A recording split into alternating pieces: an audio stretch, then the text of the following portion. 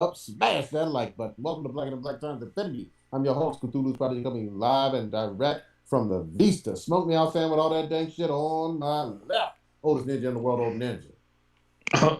Y'all really mad that superheroes sucking dick now? Really? Just saying. Oh my fuck. Engineering on the buzzer to talk about all the Prince Boss Chronos. It's sober October, but it's all right because I'm high on life. Back up in this motherfucker. Let's go. Let's go. All right, Kronos, you usually started off with statistical analysis. that I do. Let's see. Listener of the week would be funky underscore zh. Thank you very much for listening. We appreciate it.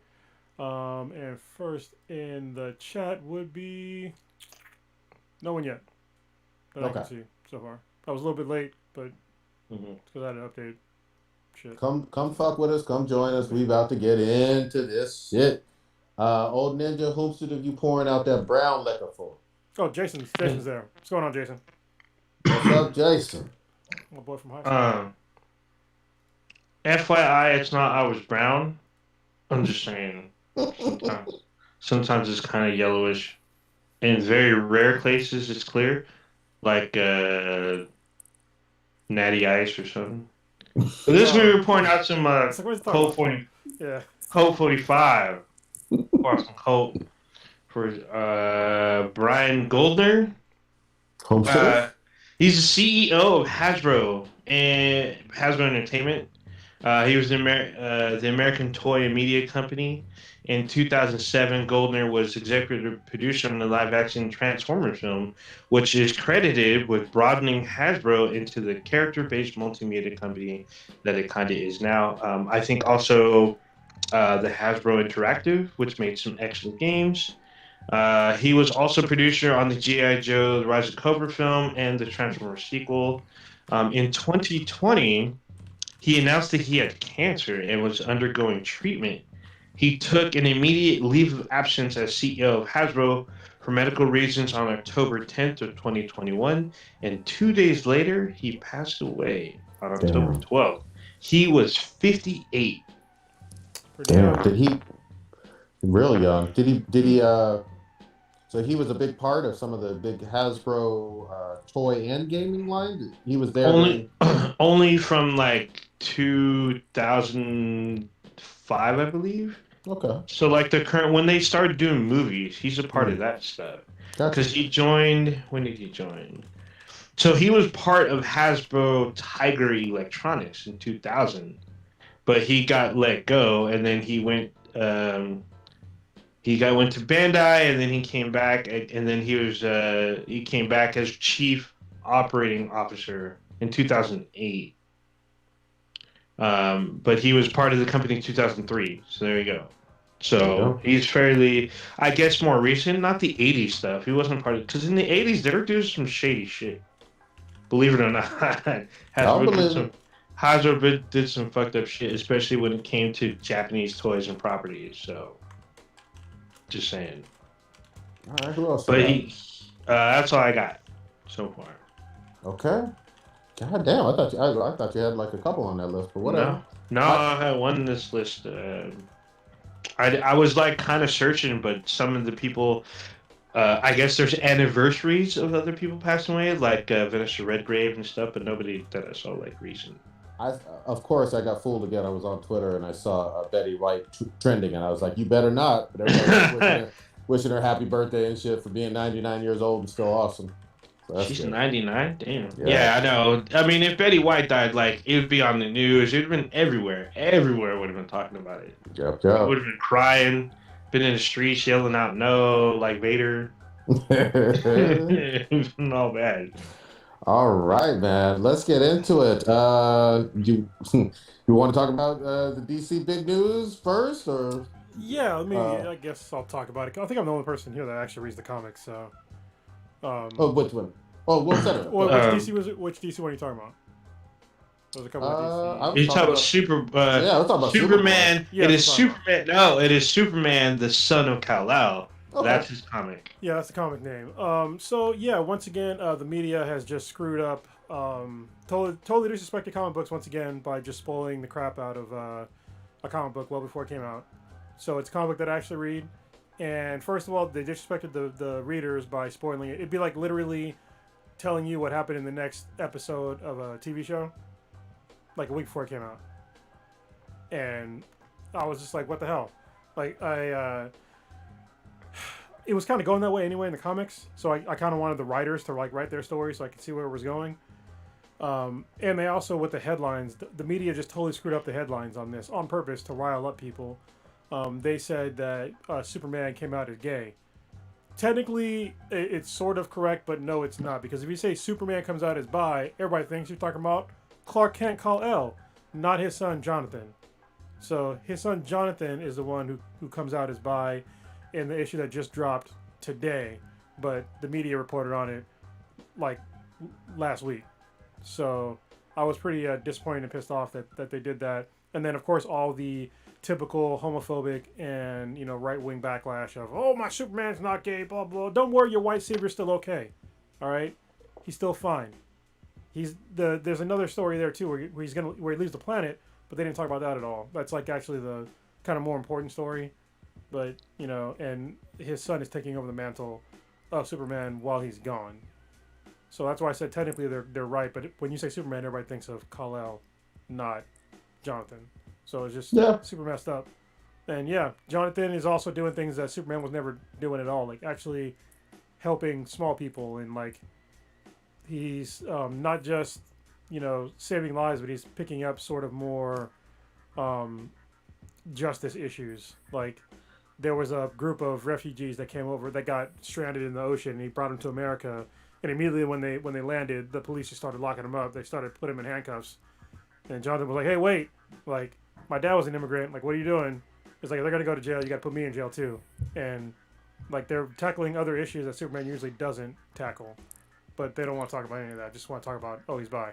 So is Jonathan the same one? Because I get my Superboys fucking confused. So Superboy is usually it's what's his name? That's Connor, isn't it? That's the Connor. clone. Yeah. It's usually so the wait, clone. hold up.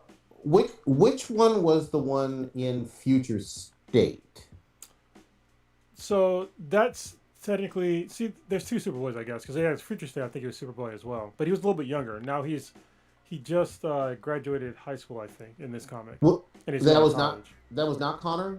I'm sorry. No, that was definitely Jonathan. Okay. Yeah.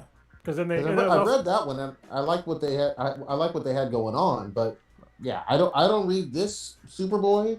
I read Superman. You know. Well, technically, it's a Superman comic. Mm-hmm. But it's not the Action Comics though. No, but it's also it's because Jonathan is supposed to take over as Superman, which they've been talking about for a while now. Like, you know, Jonathan taking over the mantle of Superman, even in Future State. You know, when he goes in the future and comes back, like Batman and Superman talk about him taking over the mantle as Superman because he's more human based than, as far as like his morals and stuff go. Like he actually cares about Earth as a whole and like the people on Earth rather than just like trying to save the Earth as a whole. Like, but was this? I'm sorry, I'm still confused. Is this still? This is not the one that's like half Lex though. No, this is definitely the son of Clark the and, son of Lois and Clark. Lois. Yeah. Okay, all right. Yeah, I'm gonna Heart Lex one. That's Connor. Yeah, that's Connor. Like I said, I get my Superboys confused. I still don't, and I know it's canon. I know they've changed it a million years ago, and this is kind of off topic, but I still don't necessarily like the whole idea of Superman, a fucking alien, being able to reproduce with a Earth human, like just fucking easily. Like for decades and decades, that was not the case. Yeah. That was completely impossible, and they wrote it as like impossible because of DNA and dip mixing, and you can't do it. They could fuck, but they couldn't reproduce. And then all of a sudden they said, nope, that didn't happen. But that's neither here nor there. Yeah, DC can do what they want. I mean, depending on what you're reading, I mean, he has two kids with Wonder Woman. So, yeah. I mean, and she's not human either. She's I mean, the Amazons are at least Earth. Technically, she's made out of they're clay. gods. No, she's a demigod. She's made out of clay, technically. But, yeah. But then they read they changed that even. Like, Well, they Yeah, did that for she's the son. D52 Of, for a she's the while. daughter. She's either made of clay or she's the daughter of Zeus. Yeah, So I thought the well, because I read Wonder Woman pretty consistently.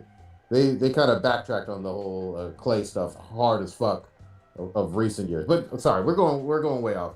Uh, DC can do whatever the fuck they want to. Maybe this will give this publicity will help them with sales. Maybe it won't. I can't call it. I can't call it. But it's not something where I'm gonna. Again, I don't read this specific book. I'm not gonna be against it. I'm not gonna say how dare you or anything like that. It does sound like it's possibly a change because again, I don't know my Superboys all that well, possibly. But even if it is, like I said, with the Lois being able to get pregnant with Clark's seed, that was a change. You know, these are fictional characters. They can do anything they fucking want. Go ahead. This is how kind of like clickbaity and like pick and choose your own adventure with, to try to rile up the public's outrage is that a couple of months ago, DC started doing this whole Pride series, and nobody decided to say anything about that. Even this is Aquaman Becoming. This is what I'm holding up, and this is a gay Aquaman, and nobody said a damn thing. So it just goes to show that they just trying to push people's buttons to rile them up and like feel some sort of way. Was that? It looked like Aqualad turning into Aquaman. Is that correct on that one? I haven't read this one, but he does look like Aqualad. Okay. So at least he's black. It looks literally black. yeah, so that's Calderon. Yeah, and then also there's the Crushing Lobo because she's gay as well. There's a few other ones too. I didn't pick up all of them, but I picked up a few of the Pride ones. So yeah. Yeah, the biggest news to me, the one that was way more shocking and something that I do read consistently, was the Tim Drake bisexual news. Obviously, he's a Robin and one of the smart Robins, and pretty beloved. And he's always been in Detective Comics and a whole bunch of other tales of the Bat family and whatnot. Again, no problem with it. It is what it is. I don't know if he had his own book at the time. Tim Drake. Maybe you can fact check me, Kronos. Did Tim Drake have a book? I don't think so. I get most Bat books, and yeah, he's definitely. I even get Robin's, and he's not on there. So yeah. But it was totally fine. Again, it is what it is. But I do not like the spoiling stuff, especially if you're trying to get your comics on a Wednesday.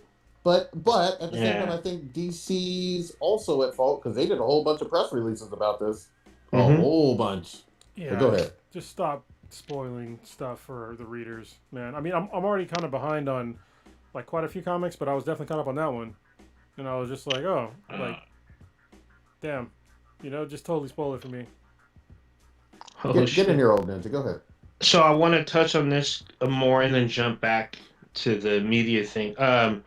So this news has reached all the way up, through Hollywood because Dean Cain, who played Superman in the Lois and Clark: The New Adventures of Superman, he commented on the bisexuality of Jonathan Kent, even though he said, I'm pretty sure he has no idea that this is not Kal-El, but he said, quote, "They said it's a bold new direction. I say they're bandwagoning," end quote. So, I mean, that was his comments on it. I guess he's on video saying this. I'm pretty sure he's on Fox News about it. Yeah. Yes, he is on Fox News about it. Of course. Actually, he says a lot of comments. I'm not going to... It's actually on my screen now. I'm not going to put the sound up. But he, I don't know who asked him, but he does looks like a very animated commentary about by Superman. It's not Clark Kent. And even if it was, the only reason why I would care if it was Clark Kent is only because he's married to Lois right now. Yep. So, so yeah, that would be super weird if he came out as bi when he's married to Lois right now, and it wouldn't fit his storyline at all. But yeah, they keep just saying Superman, but everybody's thinking of the wrong person. So it just speaks to just like rampant ignorance. And yeah, I get it. You don't read comics, but just don't. I don't speak on quantum physics. Besides like the very basic stuff that I sort of understand, but not really. You don't see me going on the news talking about quarks and shit. because I don't know what I'm talking about. Because these people they don't know the material that they're talking about. Yeah. Let's also go back to that Lois and Clark series, which I really did like at the time. Oh, The thing that was great about that series, let's be fucking honest, was Terry Hatcher looking bad as fuck in the 90s. Yeah. Terry Hatcher was this slim, thick, bad. She just exuded sexuality. She was the hottest fucking Lois we've ever fucking gotten. Even to this date, she just. I don't know. Everybody had a thing for fucking Terry Hatcher, and especially in that series. She So check this- outshined Kal-El in every fucking scene, and people watched the series not for Superman, for her. Get the fuck out of here, Dean. I mean, let's be real. The Lois Adventure, it was a fucking romantic comedy fucking TV series. I mean, to be Yep. real Yeah. about it. And you I can't mean, say, it wasn't like. Go ahead. I'm sorry. Go ahead, Curtis. I was gonna say you can't say don't sexualize Superman because there's like plenty of sexual shit in that show. They like got to Yeah. put shirts off, making out, all this stuff. So it's like, get out of here, man. You know what you're talking about. Just stop. Yeah. So- As if he's some Superman expert. Exactly. Yeah, Exactly. I mean, he is in 2 Superman TV shows, and he says this, which is, I don't know what to take of this. He says, "quote Brave would be having him fight for the rights of gay people in Iran, where they throw you off a building for the offense of being gay." End quote. That's the funny thing. That this is even how crazy it is because the actual Superman that we're talking about, Jonathan, does fight for rights just like that. Yep. Like he goes around and fights for like the smaller issues that Clark isn't really interested in, and so this speaks even more on the ignorance.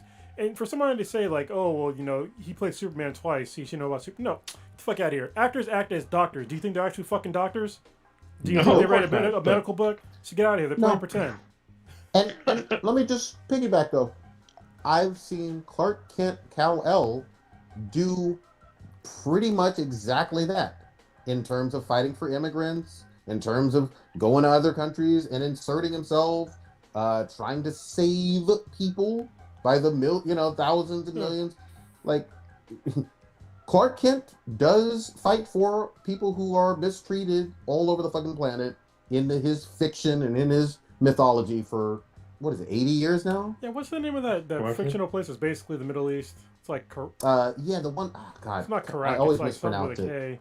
Something with a K and a Q. The one, Yeah. wait, the one from shit, the With one where Black Adam and oh no, I'm thinking of the one where the one from like the European one, the one where Tara and her brother are from, because it's featured heavily in season 3 of Young Justice. yeah. I can't pronounce that shit for the Yeah, life I of remember me, that though. one either. You know but which it's one. like I know which it's one like you're a, it's talking like a Yeah. Klizlakistan or some shit like Yeah, that. I'm, pretty something- much. something I'm weird. saying it terribly. It's something like that, but they have a huge like history. It's like I feel like it's the DC version of Latveria, pretty much. Pretty much, yeah. It's almost. I mean, the setup is almost identical. Yeah. So, Well. like that. So I mean, going back a little bit to the media with comics and games sometimes, and even TV shows. Like, I was reading some prominent internet news site, and they're talking about Legends of Tomorrow, and they spoiled the fact that one of the characters dies literally 3 fucking weeks before the episode aired. I'm like, what the fuck? Because they were making this huge commentary, like they don't know what to do with John. It was John Constantine actually, because the season's over. But Oh yeah. yeah, they were like, they didn't know what to do with John Constantine. There's only so many. Constantine's been around for decades, but okay. I mean, there's a Swamp Thing, but there's an issue with that because it was on DC Universe. Now it's on. Actually, it's not even on HBO Max. At least not yet. I'm like, dude, they haven't even introduced Swamp Thing into the Arrowverse. There's plenty of stories between him and John Constantine. That's not introduced, but yet they want to kill him off. And this article tells me 3 weeks ahead of time that he's going to die. And I'm like, what the fuck? Where did this come from? I had no idea this was coming.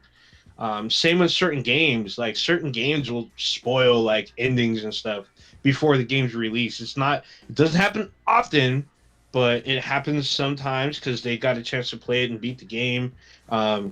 More so with comics, definitely recently. Like I've noticed for the last couple years, they will spoil shit like a good month and a half before issue's released. I'm like, dude, what the fuck? Like, you guys are fucking up the floor. Let people enjoy the story the way that the writers and artists intended it. Like, you don't have to like spill out all the fucking shit. They did that shit with Immortal Hulk. They did some of that shit with like what else was I reading? I think some of the High Republic stuff. They did it with like they've done it with Batman, Superman. They just continue to do this shit. And it's fucking like, dude, we are paying our money to read this stuff as it comes out. We want to enjoy it the way that it was intended to be. I don't need to read an article, have you spill out not only your review, but literally the whole plot line of the fucking book. Or comic, in that case. I found the names of the countries. So one is Bayala, which is literally the Middle East. The other one is Kandak, which is where Black Adam is from. And Markovia is kind of in the same realm. It's supposed to be a European nation, but, you know. That's it, Markovia. If you watch Black Lightning, Markova is like hugely centered in it. That's the other one. And Latveria, Markovia. Yeah, that's pretty decent. Also, real quick shout out. One of the best books, it was either last year or 2019. I can't remember the fucking year. Maybe I read it late, but Superman fights a Klan was something. And so, that was last year. You know, for anybody thinking, oh well, Superman doesn't ever get involved in anything other than beating up Lex Luthor and Brainiac. Nah, there's been some real life stuff and whatnot. So it is what it is. Well, people pretend that comic books are political neutral, which is that's totally incorrect. Like from the beginning of comic books, it's been very politicized. Even manga is politicized. I mean, it came from during shortly after World War II, it was super politicized. And same thing with like Captain America. Hello, like fight Nazis. I mean, come on, man. And Black Panther, there's a whole bunch of them that's been politicized. So it's just people that just want to complain about something that they don't actually consume on any level. They don't understand it. So and here's the other thing too. Even at the end of the day, let's say for whatever stupid ass reason, in my opinion, this hurts your sensibilities. Nobody has a gun to your head. You're free to not buy that comic if you don't want to. You know what I mean? I think that's a dumb reason, but you don't have. Nobody's forcing you to buy anything. That's the other thing. Like it's always weird to me. I'm going to complain about something that I don't want to buy. Okay, don't buy it. Case solved. You know, I do the same thing. Like when what was the worst offender was not Captain America, Miss America. Oh my god, I hated that comic. I thought it was gonna be dope because she went from like going from the Ultimates and being like some badass to like going back to college and like literally fighting white privilege in like the most terrible sort of way. And I was just like, you're somebody that can literally punch holes through universes and smash like Omega level events, and you're going back to college. And you're fighting college kids. Like, like the writer was just like so terrible. I was just like, man. But then I stopped buying it. Then I complained about it. But I read it. So. Yep. Oh my god. So it is what it is. All right. Where you want to go next, guys? Let's go with something more fun. Oh, well, it's kind of fun for me. But we can do a mini version of Better Than MJ and Kobe. There hasn't been one in a while. Oh, yeah. But there's been some big news out in the sports world. We got Prodigy on, so we can talk about it. There's two cases. We're going to talk about one that was basically the big shit like a week ago until it was eclipsed like yesterday. So the first one was Urban Meyer. It's like, who fucking names your kid Urban? Like, what? and you're not a minority. Fucking Urban Meyer. Holy shit. Okay. So Urban Meyer's the coach of the Jacksonville Jaguars. And apparently he went to a bar and he had some woman that's not his wife grinding all up on him, shaking that thing, basically getting him like a lap dance, and it's caught on video. The video leaked, and there's a big hubbub about it. I don't. This seems like a non-story. I thought you were going to go someplace else, but Mm. even a married man going to. Well, I assume this was an adult establishment, right? Like It a was a strip club or something. bar. They didn't say strip clubs. It was a Oh, bar. okay. Well, then even if it was a bar, Oh, isn't that weird you though? know, The thought that we all had. This is a strip club. It's okay, but a bar, nah. Yeah. even at a fucking bar, you got to realize because he came from the world of college football, but now he's an NFL coach. But no matter what, big ass celebrity. He probably is somebody who's not all that faithful to his fucking wife, but that ain't my fucking business. You know what I mean?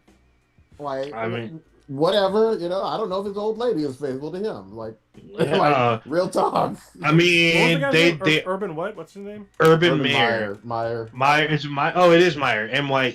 Yeah. Apologies. Yeah, but I Urban know Meyer. he gave his apologies. He was embarrassed and all this other stuff. But at the end of the They day, came for his wife. They were yeah. coming for his wife, and so she What did instead she of do? issue.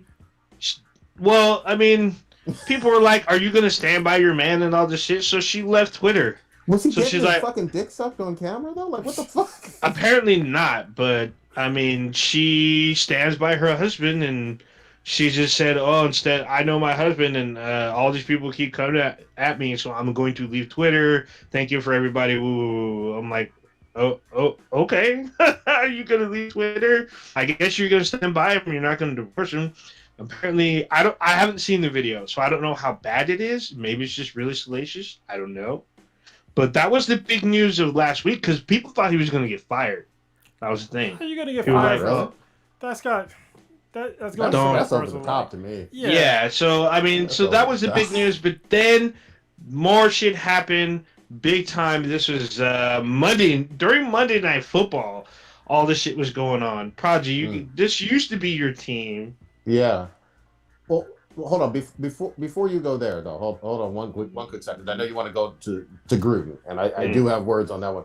But I thought you were going for the first story because the Urban Meyer story isn't a big deal to me. I thought you were going to talk about Kyrie Irving. I Are don't you care aware of about that? no. I don't care about no Kyrie. I don't. To me, Kyrie is just like on like some kind of joke shit. Like I can't take this dude seriously. Like I don't know what's going on. It's not just him too. Like oh I'm not gonna get vaccinated. Then if you don't get vaccinated, you're just probably not gonna play at home. I guess you're messing with your money. I don't really care. Go take your boat off the flat Earth and fall off the edge. I don't know. I don't. I stopped caring about him like years ago. So if you want to Yeah. speak on Kyrie, go ahead. Yeah, I mean, it's really quickly, and there's quite a few players that are like this, but it's just Exactly. That's why I'm like whatever. imagine being so uh, ridiculous that you would put on hold tens of millions of dollars just because you don't want to get a shot. And you have to get shots, have surgery, have cold treatment, heat treatment, all this stuff, regular vitamin. You got to do a ton of stuff. And I'm talking about mandated just to be playing at a high level in the NBA. And he just seems like a big ass fucking troll on a team that's a championship contender. And he's just like, you know what? I'm not getting my shot. Fuck y'all.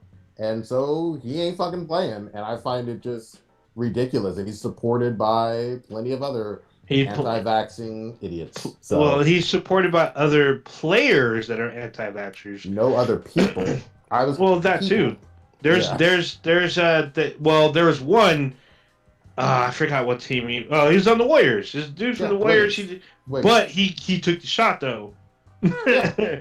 He took the shot, but he was on that level with Kyrie. And to me, people that support Kyrie are like, oh, I support a player who believes in his freedoms, and I support a player No, that you believes don't. in his rights, No, and they blah don't. blah blah. No, they I'm don't. like, 'Cause whatever. They just support Kaepernick. So get out of here. Nope. They just support Yeah, I'm Joe. like exactly. So I'm just like, you know what? Kyrie can say whatever he wants. He's got millions in the bank already. Yep. If he doesn't want to do it, then don't let him do it. And he knows the consequences. He's not going to play. Then don't play. And now they modified it to where he can play in other people's stadiums, but he can't play at home. I'm like, whatever. I don't. Kyrie's kind of on this level where what's going to happen with this clown show? It's like tuning into Pee Wee's Playhouse NBA edition. Yep. And just like, I mean, yeah, you summed it up. It's fascinating from the sportsman. That's what I thought you were gonna touch on first. to me that's like a non-issue. It's like Kyrie being Kyrie. I mean, tomorrow he's gonna say aliens are gonna invade, and I'm gonna be like, it's Kyrie being Kyrie. Yeah, and just really quickly before we go on to Gruden, don't get your fucking advice on anything healthcare from YouTube. YouTube, a ball player that has not consulted any doctors or any epidemiologists. Like, if they're saying something that's entirely opposed to the worldwide medical establishment, please don't listen to them. Please don't. That's too late. People have already done that. They want to fight the system because the system is fighting against us. They're taking away their freedoms and Jesus. whatever else they're trying to say. I don't even know anymore. Or any pop star either. Nicki Minaj and her cousin swollen fucking balls. Whatever the fuck it is. Oh shit! I forgot about that shit. Those balls are still swollen, man. And speaking of freedoms, me and Papa Bear we did an episode on freedoms last Thursday, and it's gonna drop I think tomorrow. No, I'm sorry, on Friday. And it's about how you're not that free, and you're not free to give somebody a disease. Like there's a whole bunch of shit that you do in your daily life where you don't have the freedom to do exactly what you want. Like you get in your car, you put on your seatbelt. You don't cross the street outside of a crosswalk. Usually, I mean, you can. There's consequences.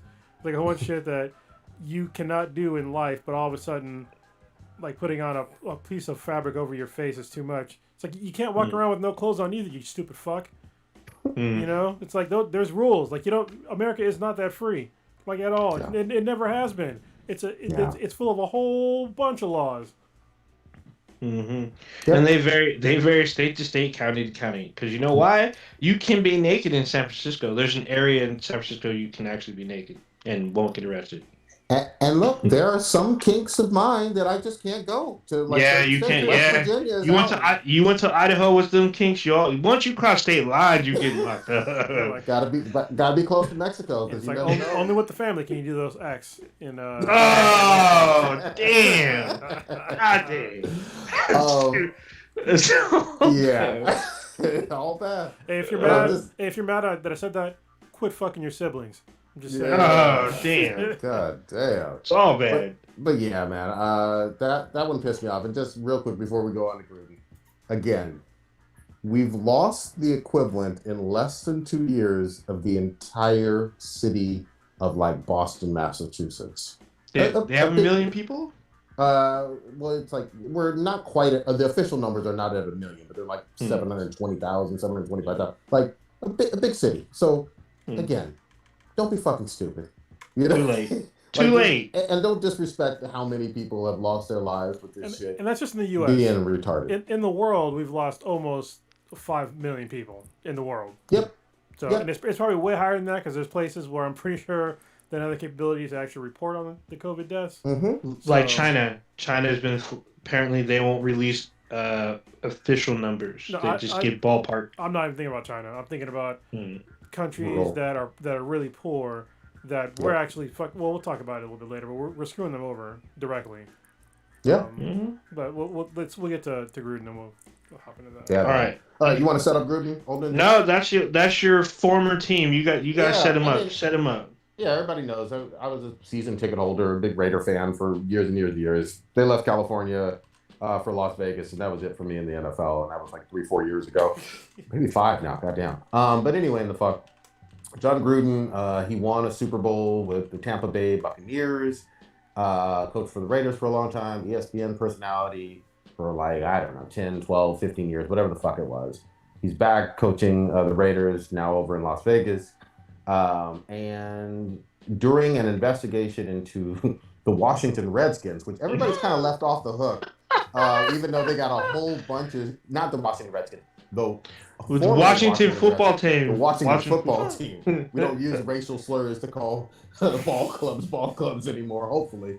During an investigation into them, the New York Times, I believe, stumbled upon some emails from around 10 years ago. With 2011? Yep. 2011, yeah, 10 years ago exactly. And they stated a whole bunch of anti-black racist shit to start with. Let's start with that because it was like big lips, Michelin, blah blah blah, and I was like, whoa. Oh shit. And that was the first I heard, and I was like, Mm. okay, how do you coach in the NFL, which is like 70% black, and you wild with this racist bullshit? But for whatever reason, didn't seem like he was going to lose his job for that, and we got to get talking to that about that later. But that was the first thing I saw on Twitter trending and whatnot, and then the second stuff was like him saying wildly homophobic shit to somebody else in an email, like Goodell specifically. yeah, Goodell, calling him a pussy, calling him F word, and talking about pushing the agenda with the one openly gay linebacker from several years back, and trying to get that F word to come into the league. All this wild stuff, and that's when shit hit the fan and escalated immediately. You're missing one. Go ahead. You didn't hear about the coaches, the referee. So female referees, he went off on as well because he mentioned his quote unquote displeasure of female referees refereeing a bunch of guys and his boys in the league. On top of, he was sending pictures of cheerleaders to the president of the Washington football team back in like the late 20-teens. Like you can't get them anywhere? Like that's weird. But he was sending, I guess, from what I read, they were topless. Like I guess he had gotten photos of them. Me and Carlos had the same look on our face. Like, he had gotten pictures of them where some of them were topless, and he had taken pictures of different cheerleaders and emailing them to the president of the Washington football team. So those were the egregious things. Now, to kind of narrow down some of the stuff, because I know there's people that are going to be like, ooh, but okay, 2011, John Gruden was not employed by any of the NFL teams. He was part of ESPN at the time. He was a commentator. So those emails that they were uncovered then, people were like, well, can they really get him on that? Even though it's not a good look, is he going to get fired? So then, as these other comments came up, because the whole comment about the Michelin body lips was against the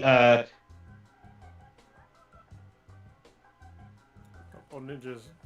Oh man! All right, he was All right, you got to say what you said. Rewind like 10 seconds. Oh, so the Michelin Man comments. Mm-hmm. So those were against the NFL union's president, who is African American. So in those emails to the president of the Washington football team, he was talking about him and not caring about the players and whatnot. So these emails were coming out at different times. So when he was a coach of the Las Vegas Raiders, he was employed by the NFL. So these emails have been found through 2011 all the way up to 2018. These are the last ones that New York Times uncovered. So he had also talked about the Black Lives Matter movement, and he had said some disparaging stuff, I guess, about Colin Kaepernick. So everybody got something to say about Cap. Yeah. So this is it. What's funny to me is all of this shit is happening Monday night during Monday Night Football, and all of this shit keeps flowing out, and everyone's like, "Oh, he didn't deserve to get fired," and the NFL soft. I mean, this is stuff. He didn't get fired. He quit. He quit. He issued a statement, said he gave his resignation to Mark Davis. Mark Davis tweeted out that he has accepted the resignation, and thus far they have parted ways. So he quit. He didn't get fired. Everyone's talking about he deserved to get fired, blah, blah, blah. He quit. He said he quit before this became a huge fiasco, even though it already was. Way too late. And that's where we are now. So, real quick, what I think is kind of funny is something you mentioned on Ninja is that people were saying that it was before he was a head coach again. But it's like, okay, could you imagine writing scathing emails about your future boss, calling him the F word and all this stuff, and then working for them, and then expecting him to find out, and then there to not be any backlash? Like, could you imagine that? Like, think of you as an actual employee, and you was talking all kinds of shit about your boss, and then they found those emails, would you expect to still be employed? If your answer is yes, you're a moron. Yeah, I'm right there with you. This was extra wild. This was like a serious scandal. Anything having to do with the NFL is obviously going to be big time. It's a money making league and it's the most watched and all this other stuff. But at the same time, like again, he felt very comfortable not saying this off camera and like at a bar to somebody whispering in their ear. No, he was sending this electronically, bold as fuck, while still employed in, even if it was just with ESPN versus being an NFL coach. Like ESPN's a big time fucking network. He's a huge anchor, you know what I mean, on covering football. He was a public personality, and he knew that nobody was going to fucking blow the whistle. So imagine just the things that he says and does, not electronically, not in email. And then the other thing I'm going to really quickly say is this whole aspect of you can say the most offensive. I'm going to stick with the racial element because there's a whole lot of other stuff going on here too. But this racist shit, and then like throw up your hands and say, "Well, I don't have a racist bone in my body." Fuck you! Like the fuck? We're not fucking retarded. You know what I mean? You saying racist shit, but you want to pass and don't want anybody to call you racist. That's not how the fucking world works. It still amazes me when white people use the excuse of "I'm not racist" after doing something that's seriously racist. Exactly. Like, how does that? How is that? It's like me punching somebody in the face and be like, "I'm not violent." Like exactly. Yeah. Exactly. But my thing is like, you don't get to say that after we've seen your actions and your fucking behavior. You know what I mean? And there were on multiple occasions over the course of 7 years. Yeah, and we'll get to the homophobic and other stuff, but I'm specifically first talking about the thing that came out initially, which was blatantly racist, and he should have felt the pressure to resign then, in my opinion. Because it was just like, what the fuck do you mean you're going to say racist stuff against the Players Association folks? And then you had NFL former players like, I think it was Randy Moss and some other folks crying, talking about forgiveness and hugging and whatever. Get the fuck out of here to you too. You're like, you know what I mean? You don't represent everybody either. Like, I'm going to feel that this person is extremely racist and felt bold enough and empowered enough to put it in email. So, dude, on not his personal machine, company machine. Yeah, that's an important fucking point. At a company email, like company equipment. Yeah. He's like, I'm going to sit up at my desk and be like, fuck these N-words, fuck these F-words. Send. Right? Send again. Oh, yeah. Hold on. CC Bill Belichick. Send. And then with like the homophobic stuff, it's like, whoa. So I forgot. Did the Oakland Raiders had a gay player? Did they not? They got the guy from Tampa. I can't remember his name. I've been reading his name like over and over again. Now I can't think of it. But he was on Oakland for a minute. But he was also at Tampa Bay. And I don't know if he's still in the league anymore. I don't think he is. But he played for multiple teams. So, but here's the thing.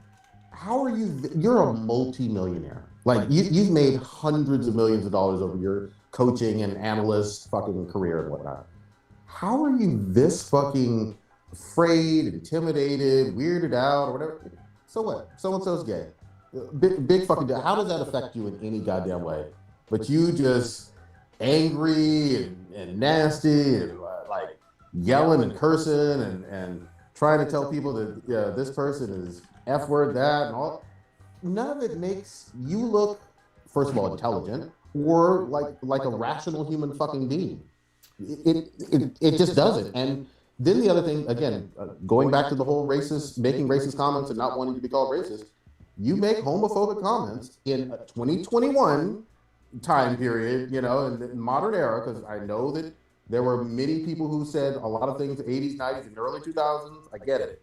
But you make those comments, people are going to call you homophobic, and you're going to have to fucking deal with that. Yeah, he basically Giuliani'd himself because he was a pretty beloved coach before this incident. Like, even though he doesn't have a winning season, I don't think, like right now, but he was still a beloved coach. You know, when he came back to coach for the Raiders, everybody was like, yeah, but yeah, he Giuliani'd himself. So Yeah. I miss the whole part of you.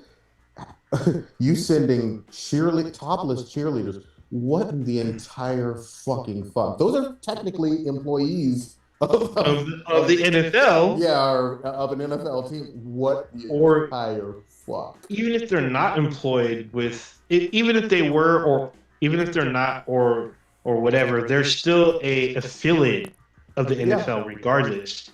And you say, I mean, he was sending these emails to a president who is probably more so racist, in my opinion. I don't want to go too far. Because this guy's a big piece of shit too. I don't want to go too far with the cheerleader thing because I don't know if it was like the actual cheerleaders that were employed by. I don't know if it's like some creepy circumstances or just them trading, you know, like some porn pictures because it's not like anybody else does that in a group. Just saying. Sure. Here's the thing. I'm gonna again. I can't give him the benefit of the doubt, but if he's already fucked anyway, so yeah. But if these were photos that the women didn't consent to, that's all bad, and we all know that.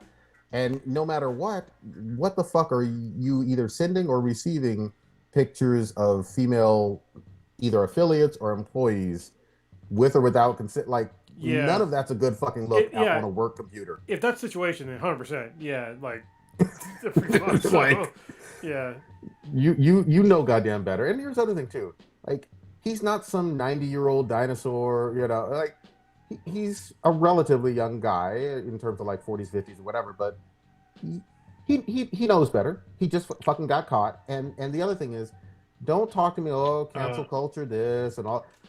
He quit because the fucking heat was on him and he was exposed for shit and he got embarrassed and he embarrassed the team and himself and he didn't want that spotlight. He didn't want that smoke. Okay. So that's on him. So I'm going to clarify a little bit more about the cheerleaders. So you know how so you know how each team, their cheerleaders do something every team does it. They all do a calendar. So apparently, from the calendar, there are discarded photos. Some of them are of the women being topless that are not used in the calendar. Where Gruden had some, and he had sent. So it was from the Washington football team's cheerleaders from the past. So he had a past swimsuit photo shoot video, which was passed from him to the general manager, Bruce Allen, of the Washington football team now. So that is where... And so these cheerleaders are demanding like the full data breach or the full data findings. You know damn well any ethical photographer is supposed to be deleting those photos because they're not part of the photo set. And you know goddamn well that then in that scenario, if it is like old Ninja just said, then they didn't consent to them pictures being shared all over the fuck. So this guy's a scumbag all the way around with racist shit, homophobic shit, you know, some downright prodigy revenge porn almost. So we all know photographers, a lot of them share. Or not share. A lot of them keep the stuff that they have, but it's on their private, like, home servers or whatnot. And if the person that is is the subject of the photo shoot, they can request, like, "Hey, I changed my mind. Do you have this? Can you send it to me?" They're like, "Yeah, sure." But nobody's gonna ask for those pictures, though. No, but somehow Gruden either was on the photo shoot or he got his hands on them. And he was sending them to this person. Do you realize how fucking hard up? I mean, don't get me wrong. I'm a horny dude with popping dick pills and shit, but you got to be a hard up motherfucker to be like, this is my MO to like basically steal topless nudes of cheerleaders knowing damn well you're not only rich, but you pretty famous and beloved, like Chrono said. You got groupies if you really, really want them, or you can go on Tinder like the rest of us. You know what I mean? Like, what the fuck? I mean, the black hole. The black hole is basically like Raider Tinder, except live and direct, I guess. So he literally could have jumped in and came out with some chick that should have been a cheerleader and took her home and had his way. I mean, he literally could have. All he had to do was literally walk onto the field, and he could have had. He could have had something. So, but that's the thing. It's not like it doesn't make logical sense, and at the same time, it's just a violation. I feel bad for these girls. Yeah, you know, when you're horny, you're horny, but also that's not okay. So that's to be clear, that's all bad. Wow, man. Yeah. So I mean, it just shows. I mean, it sucks from my point of view because I actually, you know, kind of revered this guy. I thought he was one of the good coaches, a coach that was a good fit for the Raiders. And, you know, I respected his commentary because he had really damn good commentary on football. Like, he really, like, you know, brought it there. He made you feel like you're, like, on the field. And he would sometimes call plays, like, from the booth, and you'd be like, oh, he really knows what he's talking about. But just seeing what he was behind closed doors, it's just like, fuck, man. Another one bites the dust, I guess. It really sucks. And, like, I guess Tampa Bay, they have, like, an honor wall or something. Yeah. They stripped his name off of that shit. They're like, nope, rip, took that shit right off.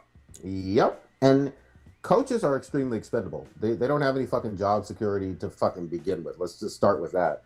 But he had $100 million contract. Yep. That's as close to job security as you could fucking get. You know what I mean? With the NFL. Yeah, that's you again. Remember how we talked last year about what was the girl on the Mandalorian?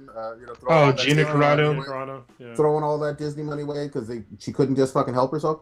This motherfucker couldn't help himself. He just had to call somebody big-lipped and send kitty pics to fucking cheerleaders. Yeah, I mean, he did call out Roger Goodell because a lot of people hate Roger Goodell. Like, I'm not a fan of Roger Goodell, but you can't talk shit about your boss. He did use the F word, huh? I said you can't talk shit about your boss. Well, I mean, you can, but you can also. You can, but he sent it to another person using company equipment. Yeah. And here's the thing: if you're gonna talk shit about your boss, like.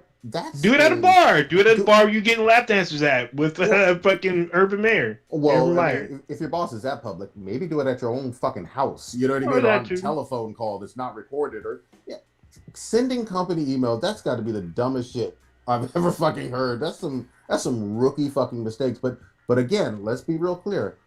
He felt bold and empowered to do this. And the fact that it wasn't caught for 10 fucking years means that he pretty much got away with it. Like, up until right now, he got away with this shit. This is new shit. It's fucked up because it was a separate investigation into the Washington football team that drudged up these findings and got him caught up. But you know he's not the only one like this. Of course not. But you know who's fucking happy as shit? Like, the what's it, Dan Snyder or whatever, the owner of the fucking Washington football team. He's like, the heat is off of me. Off me, yeah. Y'all forgot about all the haters shit. He's like, yeah, fuck Gruden. That's all bad. Anyway. Yeah. Oh shit. Yeah, he's a bad racist. Fuck yeah. He's all, hey, check this out. I'm gonna hold a press conference. Here's some money to the local community and give to charity. You know, there you go. Meanwhile, fuck Gruden. Meanwhile, he's got mammies raising his kids and shit. Yeah. Oh, damn. Yeah, not the mammies. No, even worse, he's got indigenous mammies. Oh man. Lord. Yeah. Lord. Oh man. Yeah. So. But man, this was all bad. I mean, I wish I could say I feel for him, but you didn't fuck up, Gruden. I can't stand by this. I know a lot of people are upset. A lot of people are like, "Oh, he shouldn't have been fired." He wasn't fired. He quit. But also, you should have been fired. Yeah, exactly. Yeah. I mean, so the thing was, I was talking to Stitch because Stitch isn't here.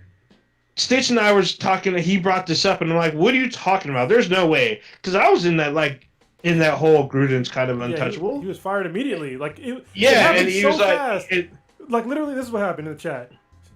Stitch goes, "Something's going on with Gruden. Something's bad with Gruden." Literally within 2 minutes, he stepped down.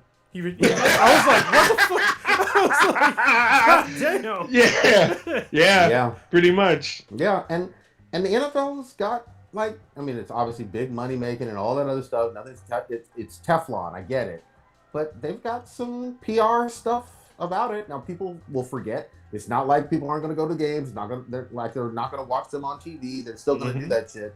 But it's kind of hard to, I think, what is it, October, September, one of these months, it's like breast cancer awareness, and they'll wear all the pink stuff. You know what I mean?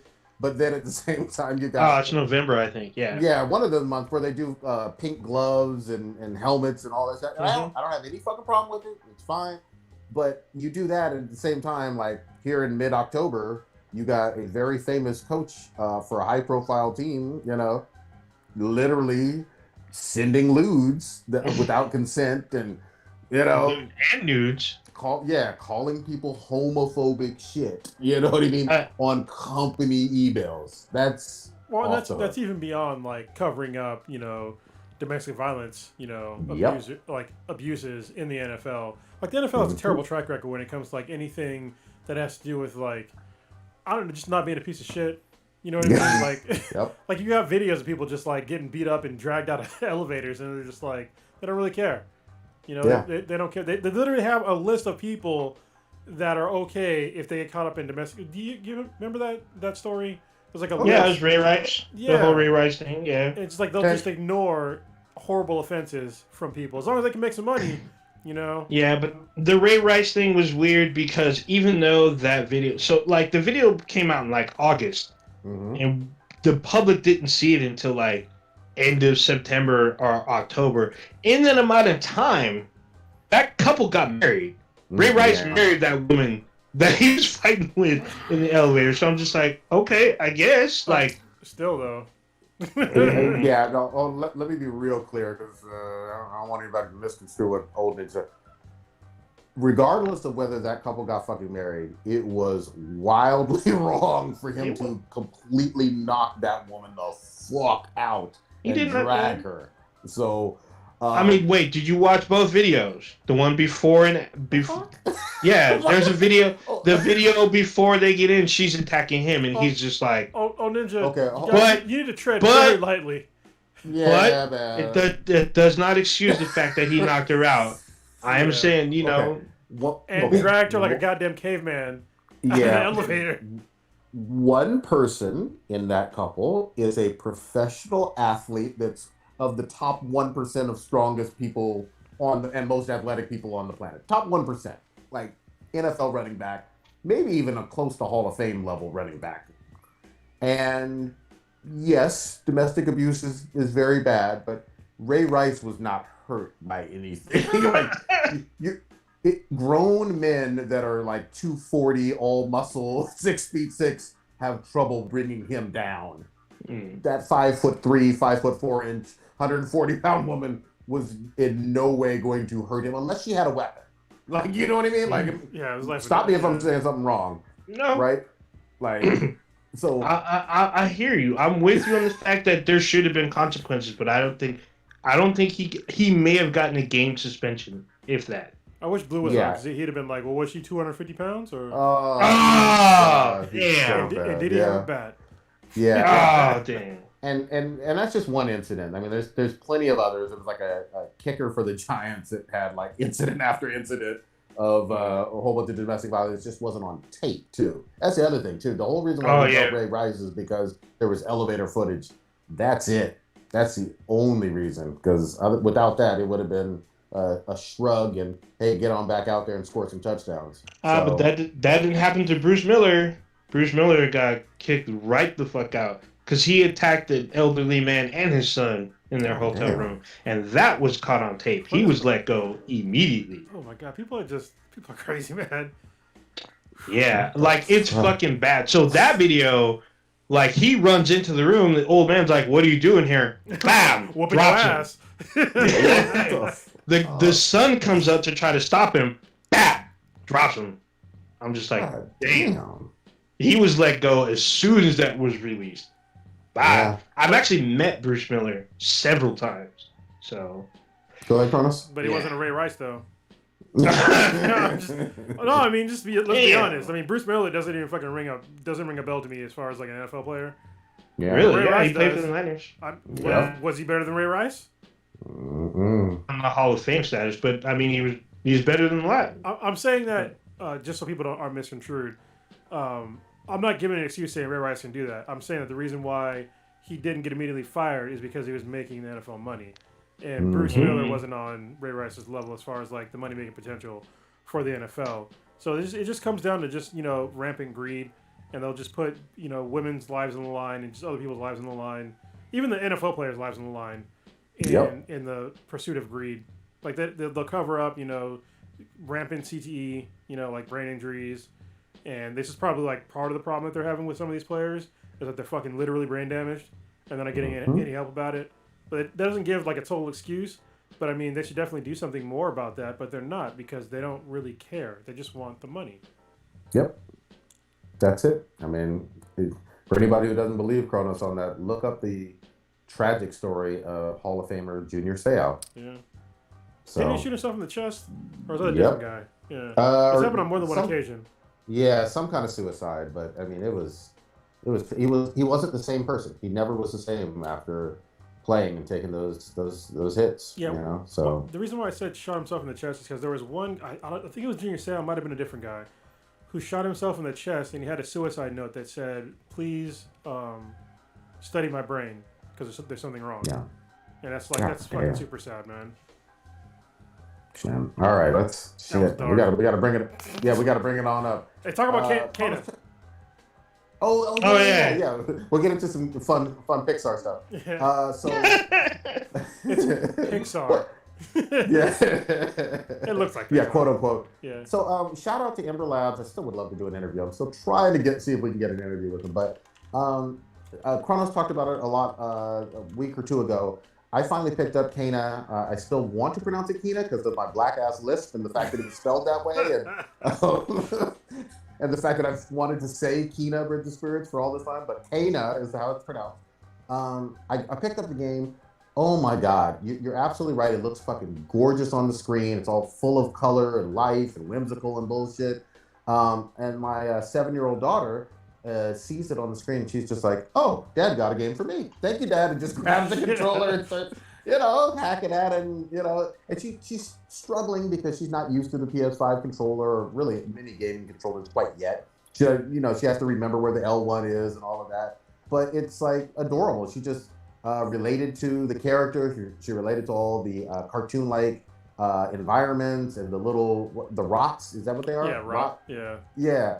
Like all those characters look again adorable to her, and during the boss fights or even some of the regular enemy fights, she's like, "Here, Dad, you take the controller. I can't quite beat this guy. I haven't quite gotten it." But so we're playing it together, and so far so good. We're only about maybe 30 minutes, 45 minutes in, but incredible game so far. I know it ramps up on the difficulty, but you have a winner, especially for Ember Labs. This being their first game, I'm really impressed so far. Yeah, I only had like one problem that I had. Like the other day I was playing and it told me that the game was corrupted and I have to delete it and bring it back. And I was just like, what? I was in the middle of a boss battle too. But it was fine. What the fuck? Yeah, it was fine. I'm still playing. I was just like, bruh, like for real? But the game is fine. But yeah, the difficulty in the game, I'm playing on the hardest level, the hardest you can play your first playthrough. And the game is very deceiving because the normal enemies that you fight, they're not that hard. Like you can kill them most of them in like one combo, pretty easy. But then you get to these boss battles and it's like on a whole different level. And then to mix things up even more, after you beat some of the bosses in the boss battles, they come back as like normal enemies. Mm-hmm. So it's just like what? So it like makes it like way harder.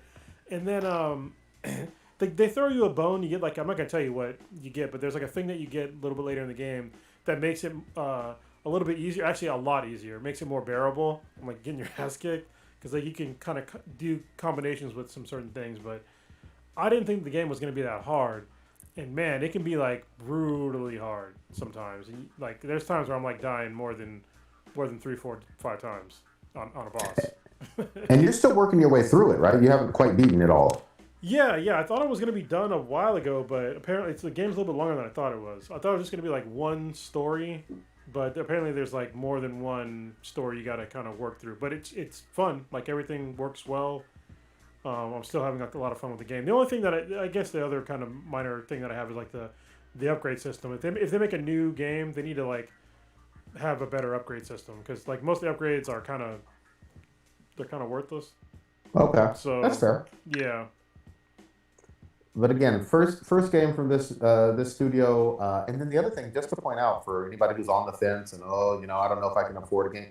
This is a $40 game, and like Cronus has been playing it for about 2 weeks now, and I'm still at the beginning, but good value, especially for 40 fucking bucks, man. Oh yeah. It's I don't know. They could have sold it for 70. So Yeah, good on them for so making it affordable for being their first game. But it was weird because it was digital only.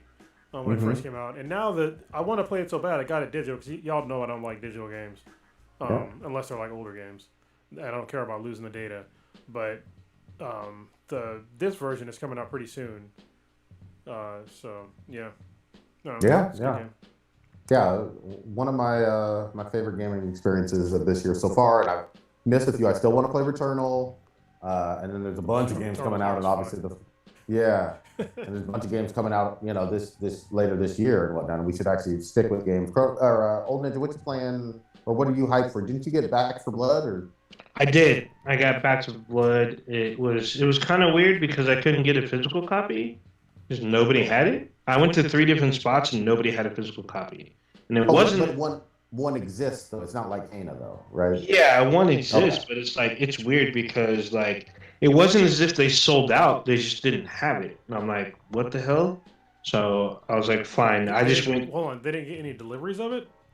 Well, GameStop said they got no delivery of it. They're saying that the FedEx didn't show up on time. Oh, okay. They're probably gonna get it in the next day or so. I went to a couple of Targets. They didn't have it at all. They didn't even have a space allotted for it. So I was like, this is strange, but okay. So it's also kind of weird because I have an Xbox. I'm playing it on an Xbox.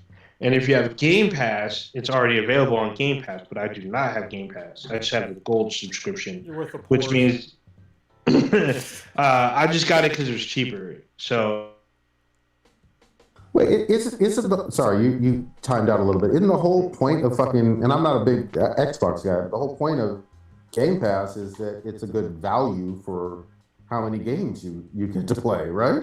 yeah, it is a good value. But if you want to still play online at a cheap. God damn, you timing out. Am I timing out? Oh, Yeah, this go might ahead. be. Hang on.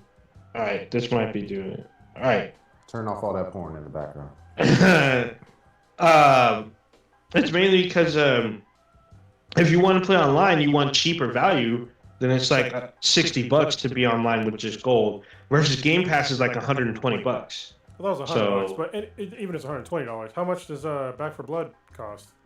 It was $60. It was a $60 game. You would have, and yeah, with one game, it would have paid itself back. Yeah, That's a but- value, old ninja. I realize that. My subscription doesn't end until like mid 2022, so You can't just update it and like buy the. I have to wait. Already, you can consolidate. They have like a program to consolidate, but Just because I consolidate. bought mine, I can't do it yet. That's what I'm just saying. You have a limited time. You can only do up to like 3 months and change it to Game Pass. And I already got my 12 months like back in May. That doesn't Are make any you goddamn fucking sense. kidding? Are you Yeah, I fucking didn't- kidding me? No, not Like- kidding. I thought, again, yeah, Cronus is already fact checking us, but That like, doesn't sound right. like the whole point, I mean, again, I'm not the big Xbox guy, but the whole point of them promoting the fuck out of Game Pass is, like, if you sign up, you get all these fucking free games, basically, or not free, but you know. Yeah, that is the whole point of Game Pass, but I do not have Game Pass. I bought my subscription before they were doing their whole deal with Game Pass, and before anything good was even really on there, or games that I didn't previously own were on there. So, I just bought the game outright, whatever, fuck it. So I've been playing that. They fixed some of the stuff from the beta that was fucking up. So I mean, it feels a little bit more difficult even on the recruit, which is the lowest setting, but it's been fucking fun playing through, and there's more characters, obviously, and playing through with people and like trying to like survive and whatnot. It's one of those games that mics should be required. I mean, they're not, but it's heavily encouraged that you have a mic to play with your squad. So I haven't played through it. The campaigns or the acts are actually longer than I anticipated. So there's 4 acts in total. The first 3 are pretty long, especially if you have a shitty team. So, but it's been a lot of fun. It's really fast paced. I love shooting zombies. It's great. Yeah. So if you can, at least this is what the internet's saying. If you go to your payment settings or you go to your management link under your Xbox Live account. So if you go to your payment settings and then click on upgrade or cancel, you can go to the ultimate, like the Game Pass Ultimate. There should be a drop down. Yeah, that's what I said. But you can only do it within a certain time, because when I went to do it, it was like, oh, they have like this weird dollar amount. Like they tell you you're going to lose part of your value because I was going to have to pay like $10 more to do like the little upgrade thing. Well, yeah, but and again, I was like, well, Ninja, I had just bought it though. But again, with one game, you would have saved the money. You recoup the cost. Plus, they have all those other games that you want and play. They have all these other games that I already own on there. Yeah, but literally, but where again though, with one game, you would have recouped your cost. A game that you knew you want to play. Cronus, how is it you and I are defending Xbox and explaining it to old Ninja? This is the fucking bizarro land. What the fuck? Oh, I plan on switching it up, but I'm just gonna wait till like my subscription ends, and then hopefully well, actually no, I was gonna wait till Black Friday when they drop the price to like $100 for 12 months instead of 120. So I'm gonna let this go, Cronus. You can keep trying with this motherfucker. I'm just saying, you could have got a free game, basically. Yeah. So you never buy the value pack whenever you're grocery shopping. Is that what? Yes. Like, now I'm gonna buy these pork chops individually. Fuck that. Who needs 5 when they can buy 5 individually? I want every single chicken wing sold to me one at a time. I want separate receipts for each chicken wing I buy. Don't try to cheat me. All right. We're done on Ninja. I'm sorry, but that's all good. I mean, it is what it is. So, all right, let's get into one other fun thing, man. Kronos, you've been mentioning in the chat a little bit. What's up with this Y the Last Man? Yeah, so I started watching Y the Last Man. It's on FX on Hulu. I don't know if it's on FX like in general. It says FX on Hulu, so I'm going to assume that it's just on Hulu on FX, which is kind of weird, but I don't know because I have Hulu, so I don't know. Anyway, the show is really good. I actually picked up the comic years ago. I picked up the first trade years ago on the recommendation of Bunnyman, and it's a really good comic, but I only read the first trade, all right? And the first episode starts off kind of slow, and then the shit kind of hits the fan like quickly at the end, and then things start going really, really poorly. So the premise of the show is that, should I even tell the premise? Yeah, I can tell the premise. It's not going to spoil. Well, it's probably kind of going to spoil. Yeah, tell but us it's in the the first background. episode. Sell us on it. Yeah, sell us on it. And it's an old comic anyway. So premise of the story is that every man on the planet dies except for one dude, and his name is Yorick. Y. And like the whole premise of the comic is like, what happens if every man dies and there's only basically one left, but you have to protect that one guy because, you know, there's like a lot of political stuff that's going on in the show, and like why you have to protect like this one person, and then like what would happen like if every dude died, and like immediately I'm thinking like I think women would be kind of fucked for like a minute, unfortunately, and with our current society, especially here in America, because we don't have a lot of women in STEM fields for whatever reason. So yeah, there's some, but then it's like there's not enough to really rebuild society in like the way that we know it. So like shit would like stop working kind of quickly. And I'm not trying to disparage women, but the same thing would happen with like most dudes too. Like if like a bunch of like, just think of like, how do I put it? In STEM fields, I'm gonna just make a wildly unresearched guess. But if there was 20% of women in STEM fields, that would be very generous. Very generous. All right? So just think about that 20% in STEM fields, and then all of a sudden there's no more men, and then shit stopped working, and you need to like keep the lights on and, you know, keep everything going. And then plus, you know, everybody would think that, oh, well, women would just come together. It'd be like some kumbaya moment. No, the fuck it wouldn't, because we know that there's women out there right now that don't get along with women. We know there's women right now that are pro-life. So that alone would cause some serious strife among women, you know. And then it's also like, who would have like survival skills? You know, most men don't have survival skills. So, you know, it's like, so shit would go like sideways like really quickly with like how shit would like work, and they even go into like who's the president, you know, how do you keep like the government working, which is like a real shit show in the show. And then like it's really well written so far, and there's like a lot of like really covert things going on, and there's like some really terrible like backstabbing of people, and like there's so many people that died at once. Like they haven't even, like months later, they haven't even cleaned up the streets, like from all the dead bodies. I gotta ask a question, because I think I get the premise, but I'm assuming there's some type of pandemic or virus that's killing the men, or yeah, it's a virus that it's not only just the men, it's every single male anything on the planet happen. At least mammals happen to die of like crazy like blood loss, and it's kind of gross.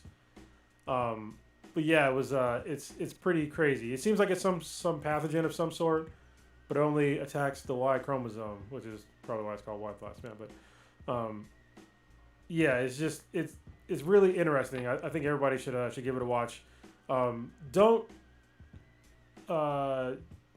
watch the whole first episode before passing judgment, because it kind of starts off kind of slow and sort of plotting, and there's like a point in the show where like something like really graphic happens, you know, like damn, that's messed up, and then a bunch of other stuff starts happening, and it's just like, oh man, like this is terrible, and then it just keeps getting more terrible. I mean, here's the thing. I like the premise itself. It sounds like good science fiction kind of stuff, right? Or a little bit. And it has dystopian. Like this, yeah, it's really dystopian. And there's this really strong female lead. She's black. Her name is Agent 355, and she's a fucking badass. So I don't know who the actress is, but she plays a really good like covert ops, like super shadow ops type person in the whole show. Like you don't really know who she is in the whole show, but she seems to know a lot about everything, and she could definitely murder the fuck out of people. So, yeah, it's really interesting. All right, I'm sold. You basically sold me. I'm gonna check out. And this is season 1, obviously. So this is one of those every week a new episode drops. Yeah, because it's on FX. If you have Hulu, you have Hulu, right? I think so. Yeah. Okay, so yeah, give it a watch. How many episodes are in general in the first season? It's like 12, 24? Maybe 12. I don't know. I think there's up to number 8. Let me check real quick, because I think I'm not caught up on it all the way. I just started watching it because I was waiting to watch it with K-Mac. I'm like, you're probably gonna like this because all the dudes die, but you know, yeah, but I didn't tell her that all the dudes died, and she was like, she didn't get it at first, and then she's like, oh, like all the men are dead. I'm like, yeah, they're all dead. So damn. And then it comes like one other thing that was like really interesting is that there's trans men in it. So then it's just like it's super that's a whole other level of like what the fuck. Well, and I'm not trying to even go down this fucking rabbit hole, but if it's a chromosome like condition or pathogen or whatever, then if your chromosomes are XX or XY, then it really doesn't matter, I would assume. But yes. I haven't watched the show. No, but the thing is though is that obviously the trans men survive when they have needs that other women don't, like testosterone. Yeah. And then like when women see the trans men, they think that they're men, and that's like a whole fucked up thing. You know what I mean? So yeah, it's Oh. like it's Oh pretty yeah. interesting take on like something that you probably wouldn't think about. So it looks like there's 9 episodes so week, and then 9 comes out on the 25th. I know it's probably a serious sci-fi show and all this, but of course my fucking pervy ass mind jumps up immediately. Like, how horny are all the women for dick? Like, you know what I Yeah, mean? they haven't gotten into it yet, but I'm sure I'm like they have to be fucking horny as fuck like all the time. I mean, because could you imagine like if all the women died? Holy shit! Like you know, Kate came back with saying, well, you know, women will probably do a pretty good job, like better than men. I was like, you know, they'll probably do better than men, but they're still gonna hit issues, like a lot of issues. But yeah, I think if every woman died, like society would definitely like devolve way quicker, way That'd be quicker. bad. I mean, yeah. I can't. I don't know. It's a fun thought experiment. I think both sexes are fucking needed, Yeah. but at the same time, it's a fun thought experiment. That's what science fiction is all about, and I'm with it. All I know is, look, women need not all. Obviously, there's lesbians, but straight women need dick, and like I'm sure there's some horniness going on. Just like if there were no women around, like it would turn into the Prison? booty warrior style prison Oh, real damn. quickly. Yeah. Turn into all kind of prison. Well, it's like, and it's like for me when I was thinking about it, like when you really think about the concept of like no men, it's like, and if some pathogen killed all of them, it's like, women. Like I mean, obviously we have like sperm banks and shit, but then I was thinking like, wouldn't they be scared to even like do that? Because what if they Of just, course. what if you had a boy and the boy just died like immediately, like in the womb, from some Yep. crazy pathogen, you know? Yep. Well, and also, I mean, we always think about women, and even though it takes obviously both and whatnot, but we think about women and reproduction and all of that. Like, you need it. Obviously, yes, there's sperm breaks like you mentioned, but you need nut. You know what I mean? You need that all the way up in that twat. So Damn. ain't no babies without these dick pills. Come on. Yeah, so it looks there's only 7 episodes available to watch currently. Yep. So far. So- but there's, I'm reading that there's episode Yeah, 8 and 9 are scheduled. So So 8 is already like showing. So like on Hulu, it tells you the air date, but it's like locked. it comes So out yeah. next year. Yeah. Okay. Yeah. Look, I'm down. I think this is going to be one of those ones that I quickly catch up on. Also, just be prepared to hate The Last Man. I'm just saying. Mm. I'm like, if this motherfucker died, I really wouldn't care at this point. Like, if this motherfucker is the last dude on the planet, like, I'm sorry, ladies. Like, it makes you like really hate this dude. So If you had the last fucking dick on the fucking planet, I would be the biggest asshole ever. Like, like you need me. that's all bad. Well, but there's a thing though where like they kind of, the way the show is written, like he can't show his face. Wow. So like he literally, like you would have to fear for your life. Like he's a resource, right? Just think about it Yeah. that way. He's literally the most important resource on the planet, and so you Yeah. can't just walk around with like as like a normal person. Like you have to like disguise yourself to like walk around.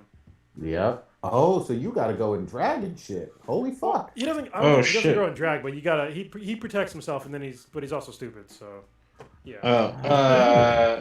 On some So- Bugs Bunny shit. Have you read the book? I read the first trade, Crunch. just the first trade. Is So it Image? Is it Image? Yeah. It's a Brian K. Vaughan book. Oh, Yeah, makes it's a sense. Brian K. Vaughan. Oh, it's Vertigo. Oh, is it Vertigo? Okay, I thought it was Image. Yeah, this came out. It went from 2002 to 2008. So according to the lore, anything with the Y chromosome, including embryos and sperm, Oh. die, with the exception of this guy. And God dang. and a monkey. The monkeys. Oh yeah, they talk about. Yeah. Oh here, yeah. Ampersand. Ampersand, yeah. So this, I mean, I remember seeing the book, but I was like, wasn't interested in reading it. But then the series is out, so I mean, I've heard some rumblings about it. It sounds interesting. Oh, Have you guys ever seen Children of Men? Yes. That's a So great. this is what this reminds me of. So instead of all the men dying, like in that one, there's no more children born, and then they Yep. find the one woman that's pregnant out of like a huge, like I guess it's like a decade long or some. It's like years before there's like a child been born, and one girl, and one little black girl in London is pregnant, and like all hell breaks loose, and then um, the youngest person on the planet he gets assassinated because he's Mhm. like a celebrity because he's like the last child born. So he's 18. So I guess it's 18 years. Yep. So, but yeah, he was 18. He's like in like I think he was in like Argentina and someone sniped him. I was like, what the fuck? Yeah, dude. So, That's what I love about good sci-fi, man. It makes you fucking think about shit. So I'm sold. I'm gonna watch some of this shit. Oh, sorry, I found the actress's name. Ashley Roman. She plays Agent 355, and she has a Ooh, that name fantastic sounds performance. familiar. Let's see this. Let me see this. good shit. Good shit. Good shit. Uh, Oh She's man. very what pretty, is? also. Okay, sure. Did either of y'all purchase Deathloop or not? Not yet. I'm gonna have a backlog for a little while. So I'm still catching up. Obviously, most of this summer, as you already know, I was kind of in transition with the whole job move and family move and all that other shit. So I'm just now catching up. The big thing for me, I haven't played Deathloop yet, but the big thing for me, I'm going back to like a game from 2015. I started getting back on there with Stitch on Rainbow Six Siege because they had a free upgrade for the five, and I was like, yeah, hell, fucking yeah, let's kill some terrorists and defuse some bombs. So that's been me almost every other night these past couple weeks. nice. Have you played Deathloop though, Old Ninja? No, because I don't. I'm not. I'm still on my ColecoVision because this is a PS5. Oh, that's So right. I Master forgot. Race. yeah, yeah. I'm on my. I'm on my ColecoVision. I don't know why y'all keep hating on these classics, but y'all just act like y'all hidey tidy, hoity toity. Like some of us like the classics. I'm just saying. Mm-hmm. I'm just Whatever saying. Um. the I'm just fuck. saying. I use a bidet. I'm just saying. You know what? Anyway, Prodigy, have you seen this Resident Evil Welcome to Raccoon City trailer? Do you watch Trailer, this shit? yeah, trailer, yes. As plenty of fucking people know on this cast, goddammit. I've really liked Resident Evil of late. They haven't always been perfect. They've had some shitty movies. I get all of that. Some shitty movies? They've had a lot of shitty movies, no doubt, no doubt. That first one with Michelle Rodriguez was badass. First one was good. I'll still Yes, the defend first that one was good. First one was good. But the games have been like hitting, especially lately. Village was tight. Seven broke is the or Seven Biohazard is the highest selling Resident Evil standalone game. Not talking about remakes and re-releases of all time. It crossed over 10 million. And then Resident Evil Remake 2 and 3 did really well too. So they've been on a winning streak. But all that being said, this trailer looks fucking fun, man. I mean, it looks like a mash between Resident Evil 2 and Resident Evil 3 kind of combined into one, which are some of the best stories with Jill and Jill Valentine and fucking Leon Kennedy and like just everything in the police station in Raccoon City and all of that. It looks like it has a good combination of stuff, and it has some actors that pretty much look the right part and look like they actually paid attention to the old school games or the remakes. And it looks like Capcom gave a fucking damn. So what'd you think? Just a quick backstep. It looks like Resident Evil 5 is still the highest grossing Resident Evil with 12.1 million. But didn't they But I think that's because they've re-released that one though, right? I thought that came out on the PS3, 360, and then it came out on the PS4 and Xbox One. There is re-release. Yeah, there is Yeah. re-releases. I'm looking for I think the original was also around 10 though. Yeah, it was pretty close. I know that one did well, but I literally just saw the press release. I think this past week where Capcom was bragging, talking about it for just a single console non-release. generation. 7 sold the most, but if I'm wrong, I'm wrong. I don't know. Even if you wrong. are, it's not even if you are, it's only off by anywhere by like 2 million to 1.5, which is that's still pretty good. I mean, but yeah, Resident Evil 5 came out in 2009, so and it's gone through several iterations. So. Well, and don't forget really quickly, a lot of fucking people hated like 6 because 6 was pretty fucking trash to most Resident Evil fans. And then when they announced 7, which came out in the game came out in 2017, I think they announced it in 2015, 2016. A lot of folks were like, "What the fuck are you doing? Resident Evil is in first person. You're full of shit, Capcom. Fuck you for making this change." And it fucking was the spookiest fucking game, and it did either second or highest selling. So they've been on a fucking win streak really ever since then. So fucking hats off to them on like revamping the franchise and doing that first person mode shit. And Monster Hunter. Yeah, no doubt. I'm talking strictly for the Resident Evil. But Capcom, But Capcom in general has, and I know you like to bring up what they did with our RE3 and maybe or maybe not, slightly deceiving a few people. Slightly. It's RE8 Village, so I'm and sorry, other Village, shit. Yeah. But the trailer looks like it's a little bit more faithful to the game. I know a lot of people are kind of upset because they felt like some of the character casting is not on par. Because like Leon, he looks Hispanic, I guess. He looks Latino, and in the game he's like blue-eyed, blonde hair, white dude. But I'm like, as long as he plays the part, I kind of don't give a shit. Everyone's like, Claire, her hair's not long enough. No, she doesn't look like Claire. I'm like, whatever, man.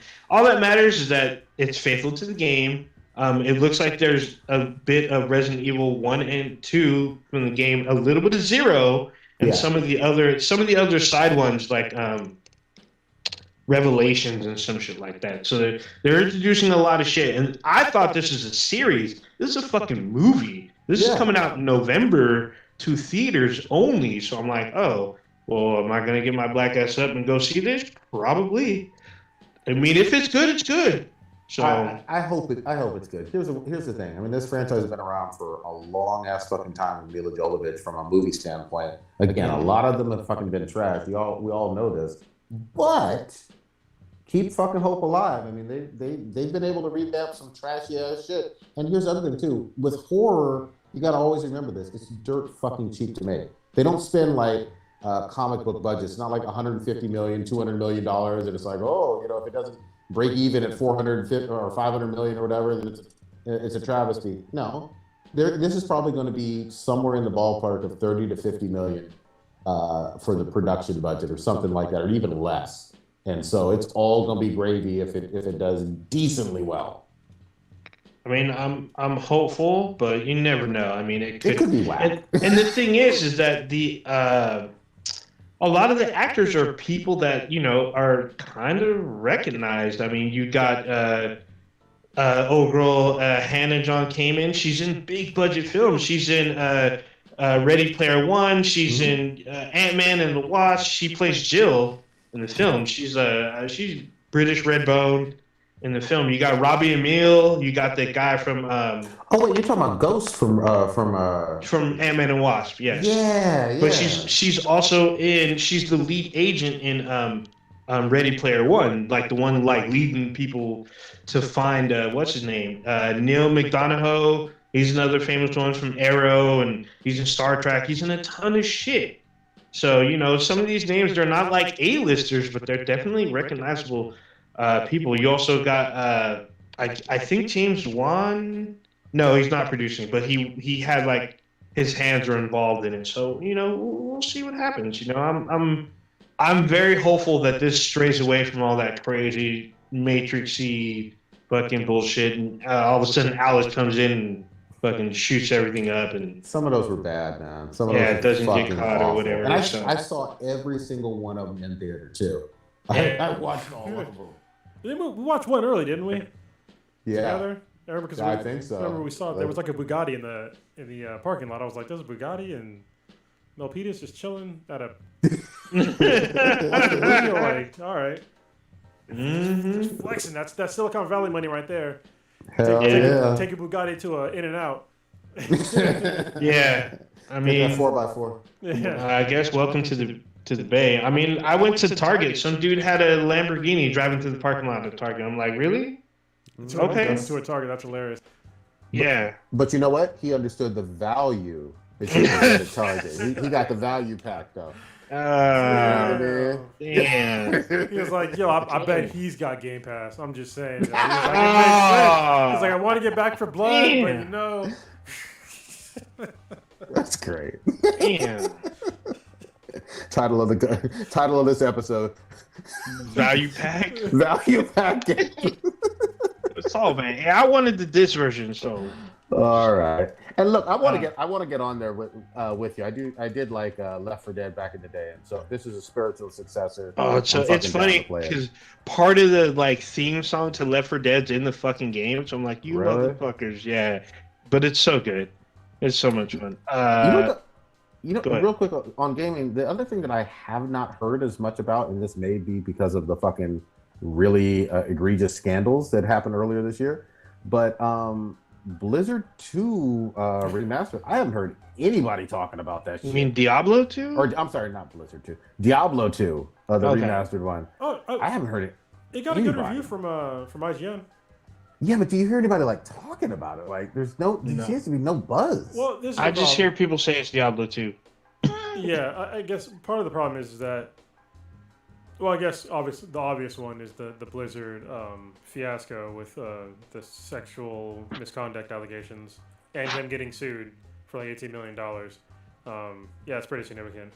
But also, it's one of those games to where they kind of hyped it up as being like this game was so big, blah blah. Yeah, it was big for somebody that was my age, our ages. Several ninjas, he's old as dirt. But I mean, the game came out in like the late '90s.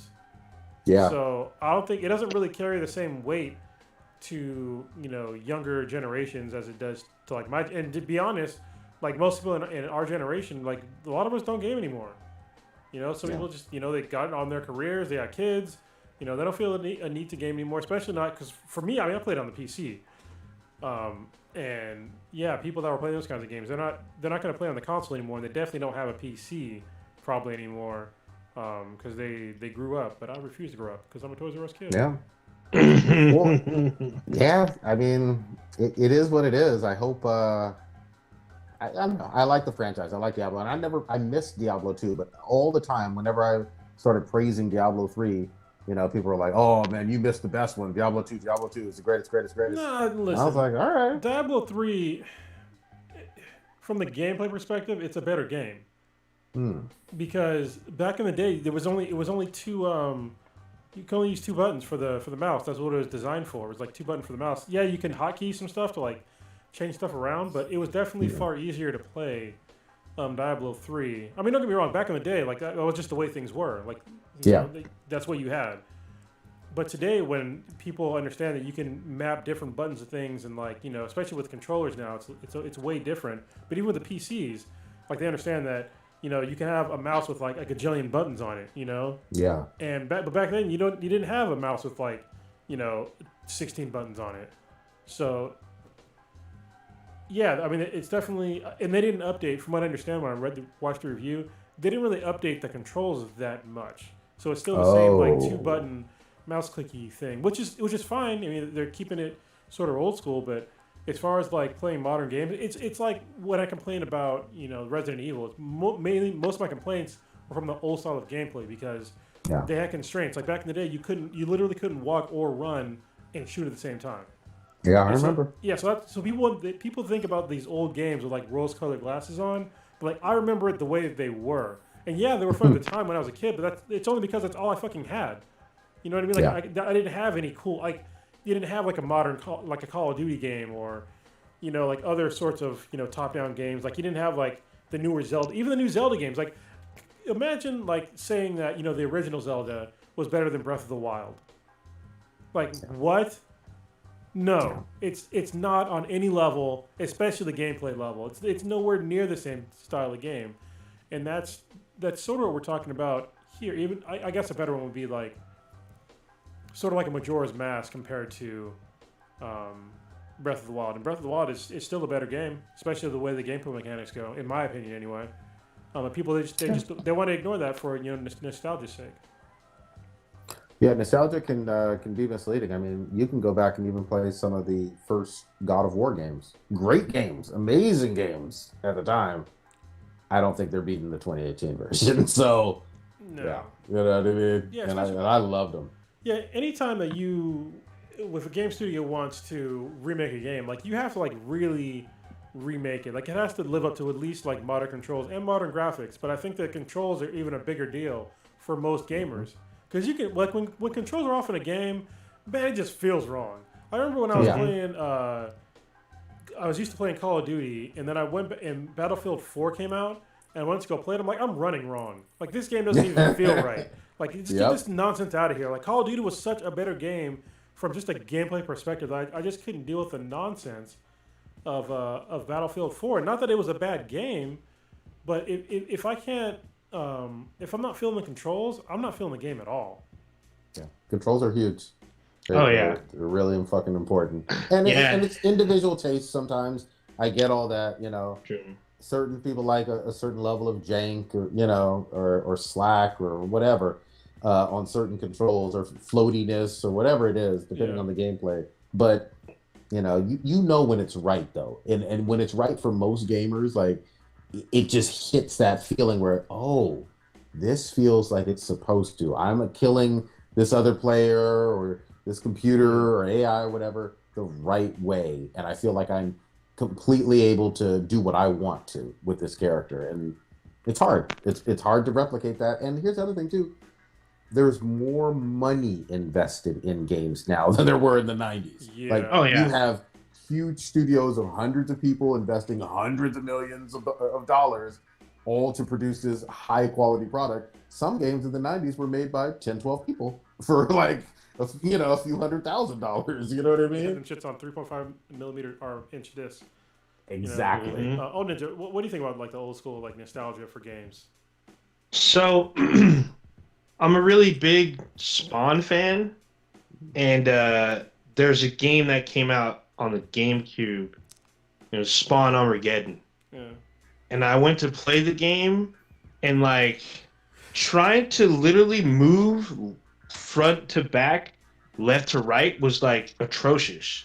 Like I couldn't I couldn't kill anything because I couldn't fucking move. And this is on the GameCube, and this was a game that I really really wanted, and it looked great on the GameCube at that time. It looked great.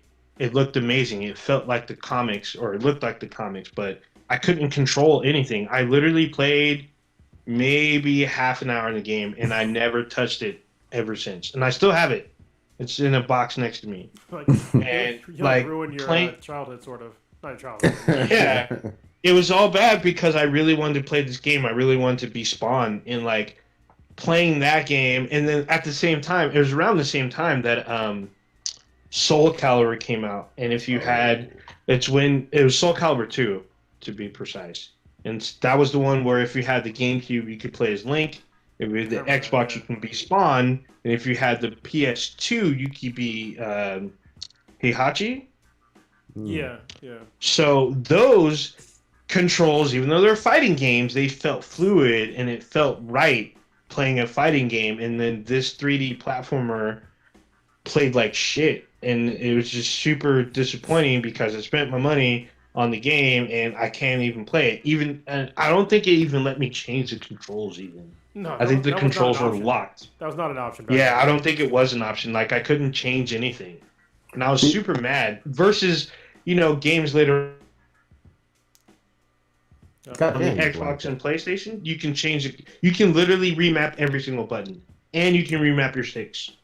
Yeah. And like the experience of that is way different. And like today, everything's faster, everything's more pretty, everything, I guess, they basically learned from the past. Like it is a huge like selling point for the controls to be on point, to feel right, to feel comfortable, for you to control within this world. And if you don't have control, you're not gonna have a good time. You're not gonna want to play. The other thing, really quickly to add, is you just have a lot more information at your fucking fingertips now. You know what I mean? In terms of, you can hear from a whole bunch of folks on Twitch, you can hear from a whole bunch of folks on YouTube or Twitter or whatever the fuck about, hey, how does this game feel?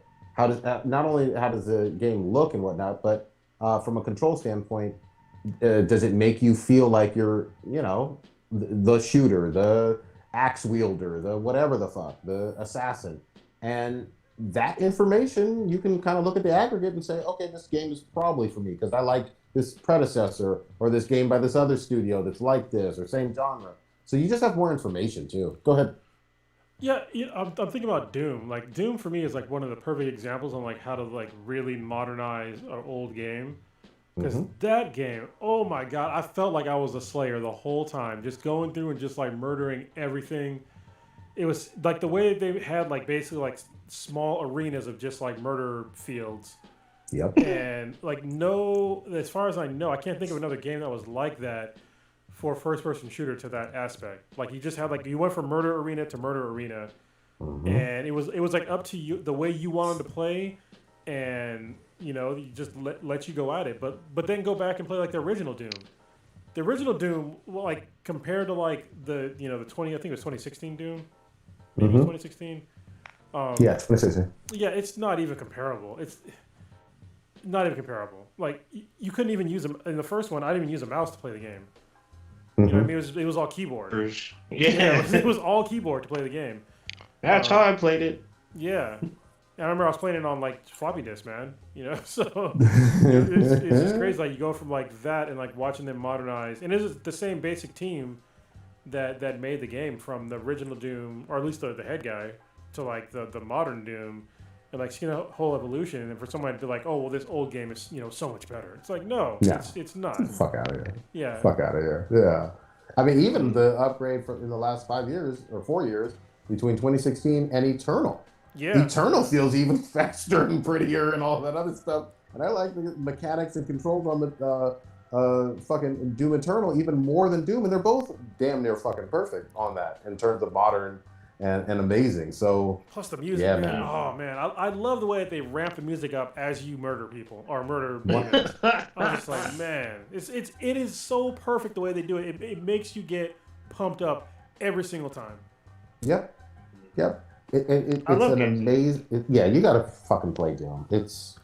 Yeah, I don't. actually- I don't have Doom Eternal. just- The last Doom I played was Doom 3. No, yeah, get the new Doom and Doom Eternal. Like they're both fantastic. It just there's like the smoothness of just the way you play the game.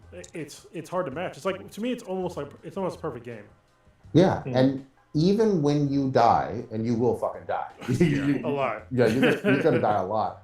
But it's fair, and you'll feel like, okay, I fucked up there. I didn't use my rocket launcher, my BFG, or my shotgun appropriately. I should have Oh shit. flamed this guy. I should have thrown a nade. You know what I mean? And you'll just fucking figure it out. And it's just, yeah. Anyway, goddamn, we could always praise Doom and Doom Eternal. Yeah, I'm still yeah. working my way through. I finally I beat my first Marauder on Eternal, and I was Those like, guys are holy dicks. shit. Yeah, those guys are dicks, man. Dude, with the fucking wolves and shit. I was like, Yeah. God damn it. Basically, you have to get really good at using the super shotgun with those guys, man. Like, Yeah. yeah, you have to like wait for like a certain. There's like a certain cue that he does before he's gonna hit you. Yeah, You gotta green shoot him. flash or something. Yeah, but and you're it's just so like, fast. Yeah. Oh my God. Yeah, anyway. Those games are. I was gonna say there's a remaster. It's either out now or it's coming within the next week. Alan Wake. So yeah. if it's available on PlayStation, which will It be is. the first time, I highly recommend you download Alan Wake because I mean if you play Control, Yeah, I was gonna it's like a slightly it's by the same studio, but Yeah. it's a slightly slower version of Control, but like it's still just as fucked up and creepy, and it plays literally like a Stephen King book because the writer's heavily influenced by it, and it's crazy because it took 10 years to make, and it came out towards the end of the 360. But damn, it is such a damn good fucking game. It's well worth. If you've never played it before, it is well worth getting the remaster. Play it for the first time. It's still. I highly recommend it's still good today. Play with the lights on, but it does really cool shit. It has some really interesting mechanics. They're probably really familiar. It's similar to kind of like in Control. You like when you shine like lights on people, like burns away the evil from them. You just blow. Nice. When you kill them, it goes in like a bullet time. So you watch their body like dissolve. It's fucking dope. Fucking dope. But it's a good game. Yeah, good shit, man. just staying with some horror games or whatever. I still can't wait for Dying Light 2 is still supposed to drop early next year. God damn it, I've been waiting Yeah. fucking forever, man. So I'm a little concerned because apparently there's no firearms in the game. It's Wait, all which melee stuff which game are you talking about? for Dying Dying Light Light 2. 2? Oh, okay. So apparently there's no firearms, and the closest thing I guess you can get like either a bow and arrow or a crossbow, but everything Yeah, else is that's all melee weapons. yeah. So They hopefully they fix that or add some stuff later. Or I hope they DLC add or it as whatever. DLC, yeah, or in like an area of the map where it's like, oh, here's a gun finally. So we'll see. I mean, it's supposed to be bigger, like twice the size of the original one, which was already fucking huge. I'll So believe it when I see it, man. You know, they just need to fucking release it because what the fuck. But anyway, yeah. It says no vehicles either. Yeah, I the saw that. first one didn't have vehicles until you got the DLC. Yeah, the DLC had a following. vehicle. Oh, hold on. Yeah, the Yeah. following. This is so dumb.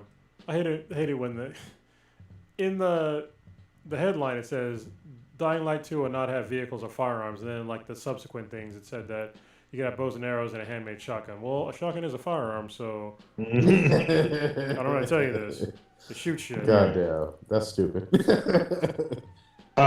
Did y'all get a chance to see Venom? There Will Be Carnage, because I did. I have. Oh, you did see it. I have not. I did see. I did see it.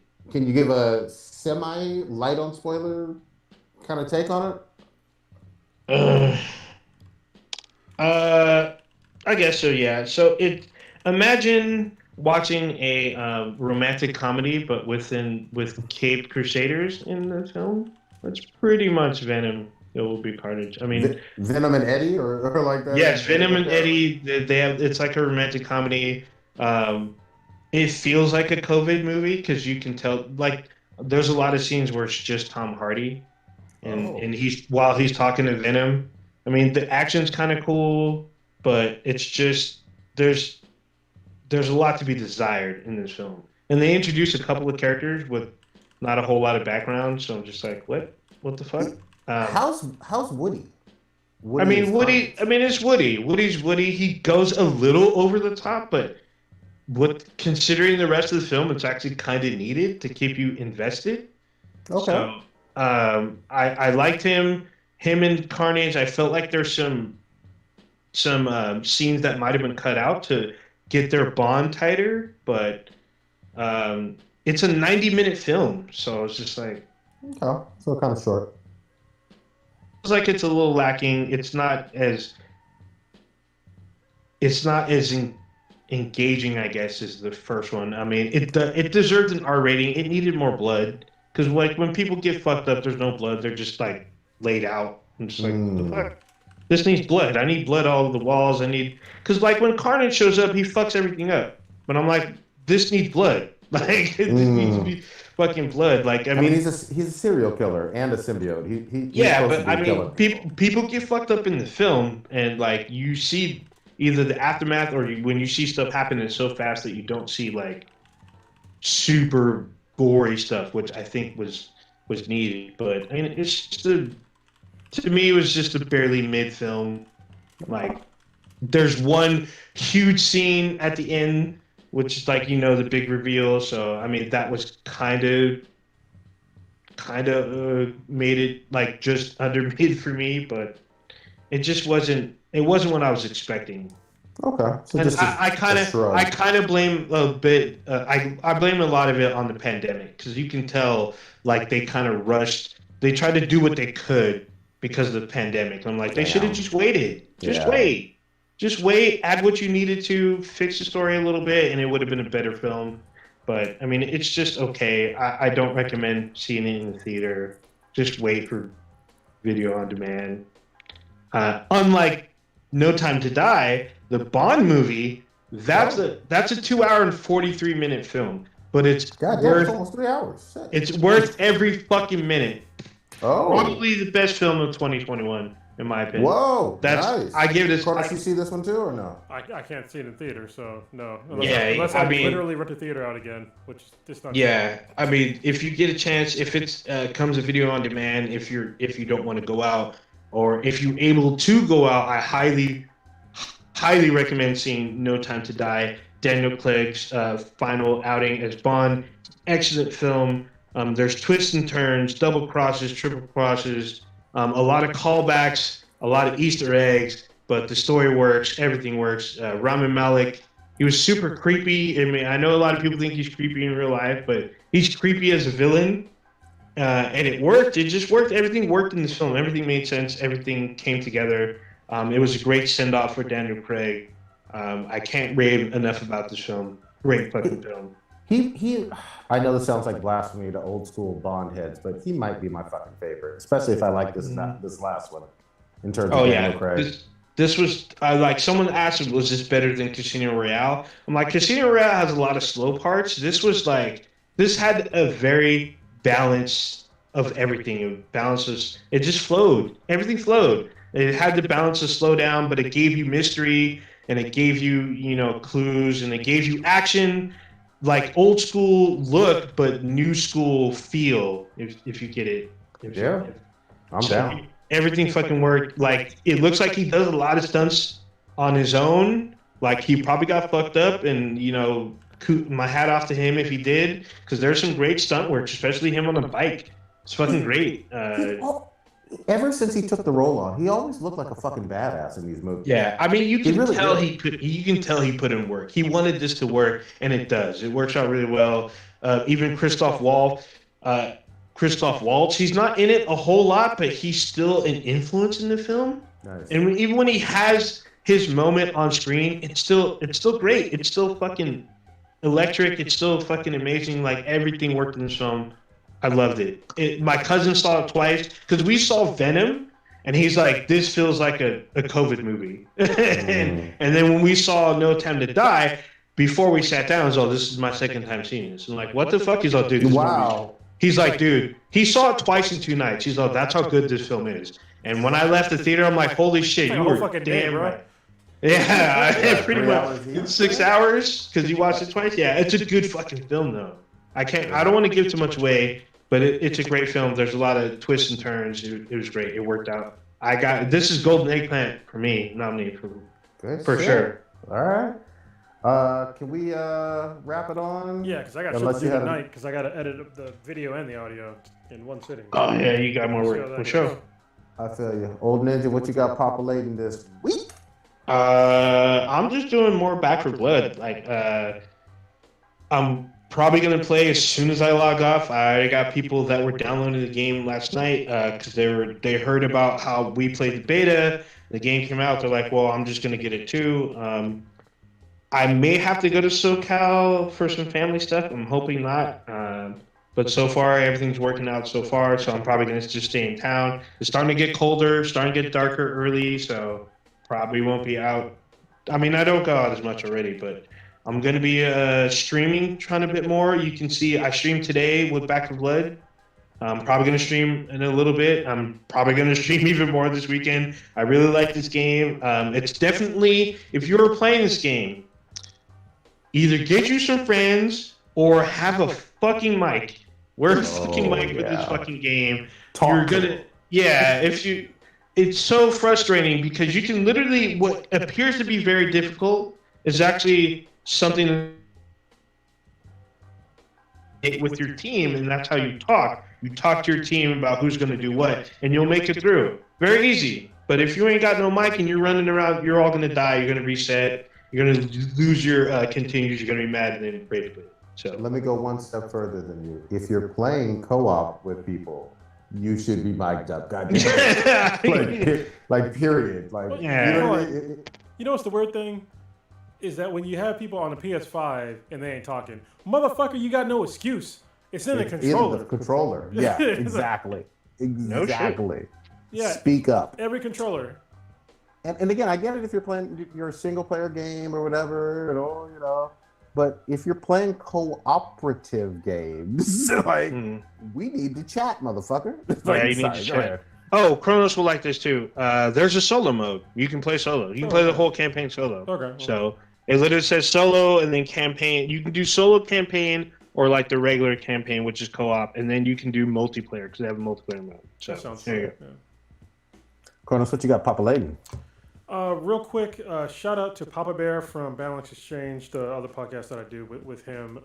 So it's funny, like a couple of months ago, maybe it was last month, I don't know, but we got an email from this application called Wisdom, and he hit me up and he was like, "What do you think about this?" Like, they're asking us to be like some top mentor, and I was like, usually I ignore all these things because they just don't work out.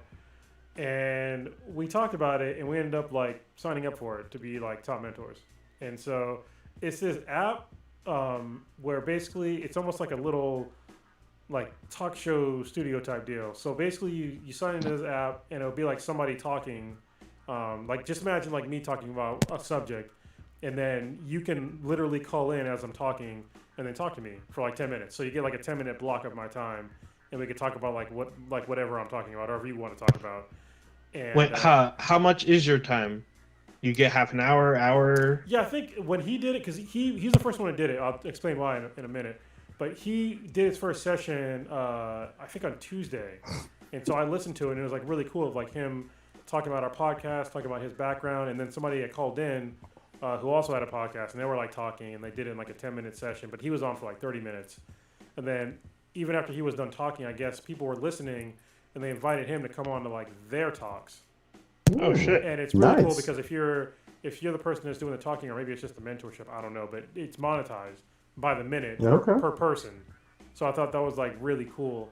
So yeah, like hearing him on this other app, like talking, it was neat.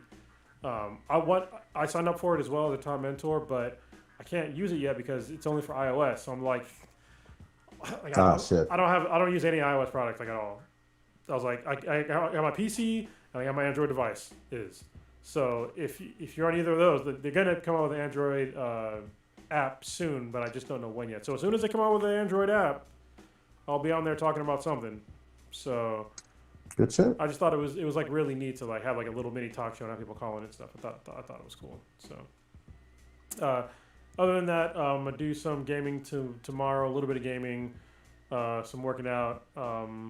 Yeah, I'm getting used to like the new schedule with my 4-year-old, getting her up. I have to get up at like 5:45 in the morning now to get her over to my in-laws so they can take her to school because she starts school at 8:30, but I start work at 7. So Shit. yeah, Yeah. K-Mac is starting work earlier now too, so it's kind of just getting used to it. Now I'm used to doing yoga in the morning, so now I have to I'm trying to make it so I can wake up earlier so I can do some yoga in the morning.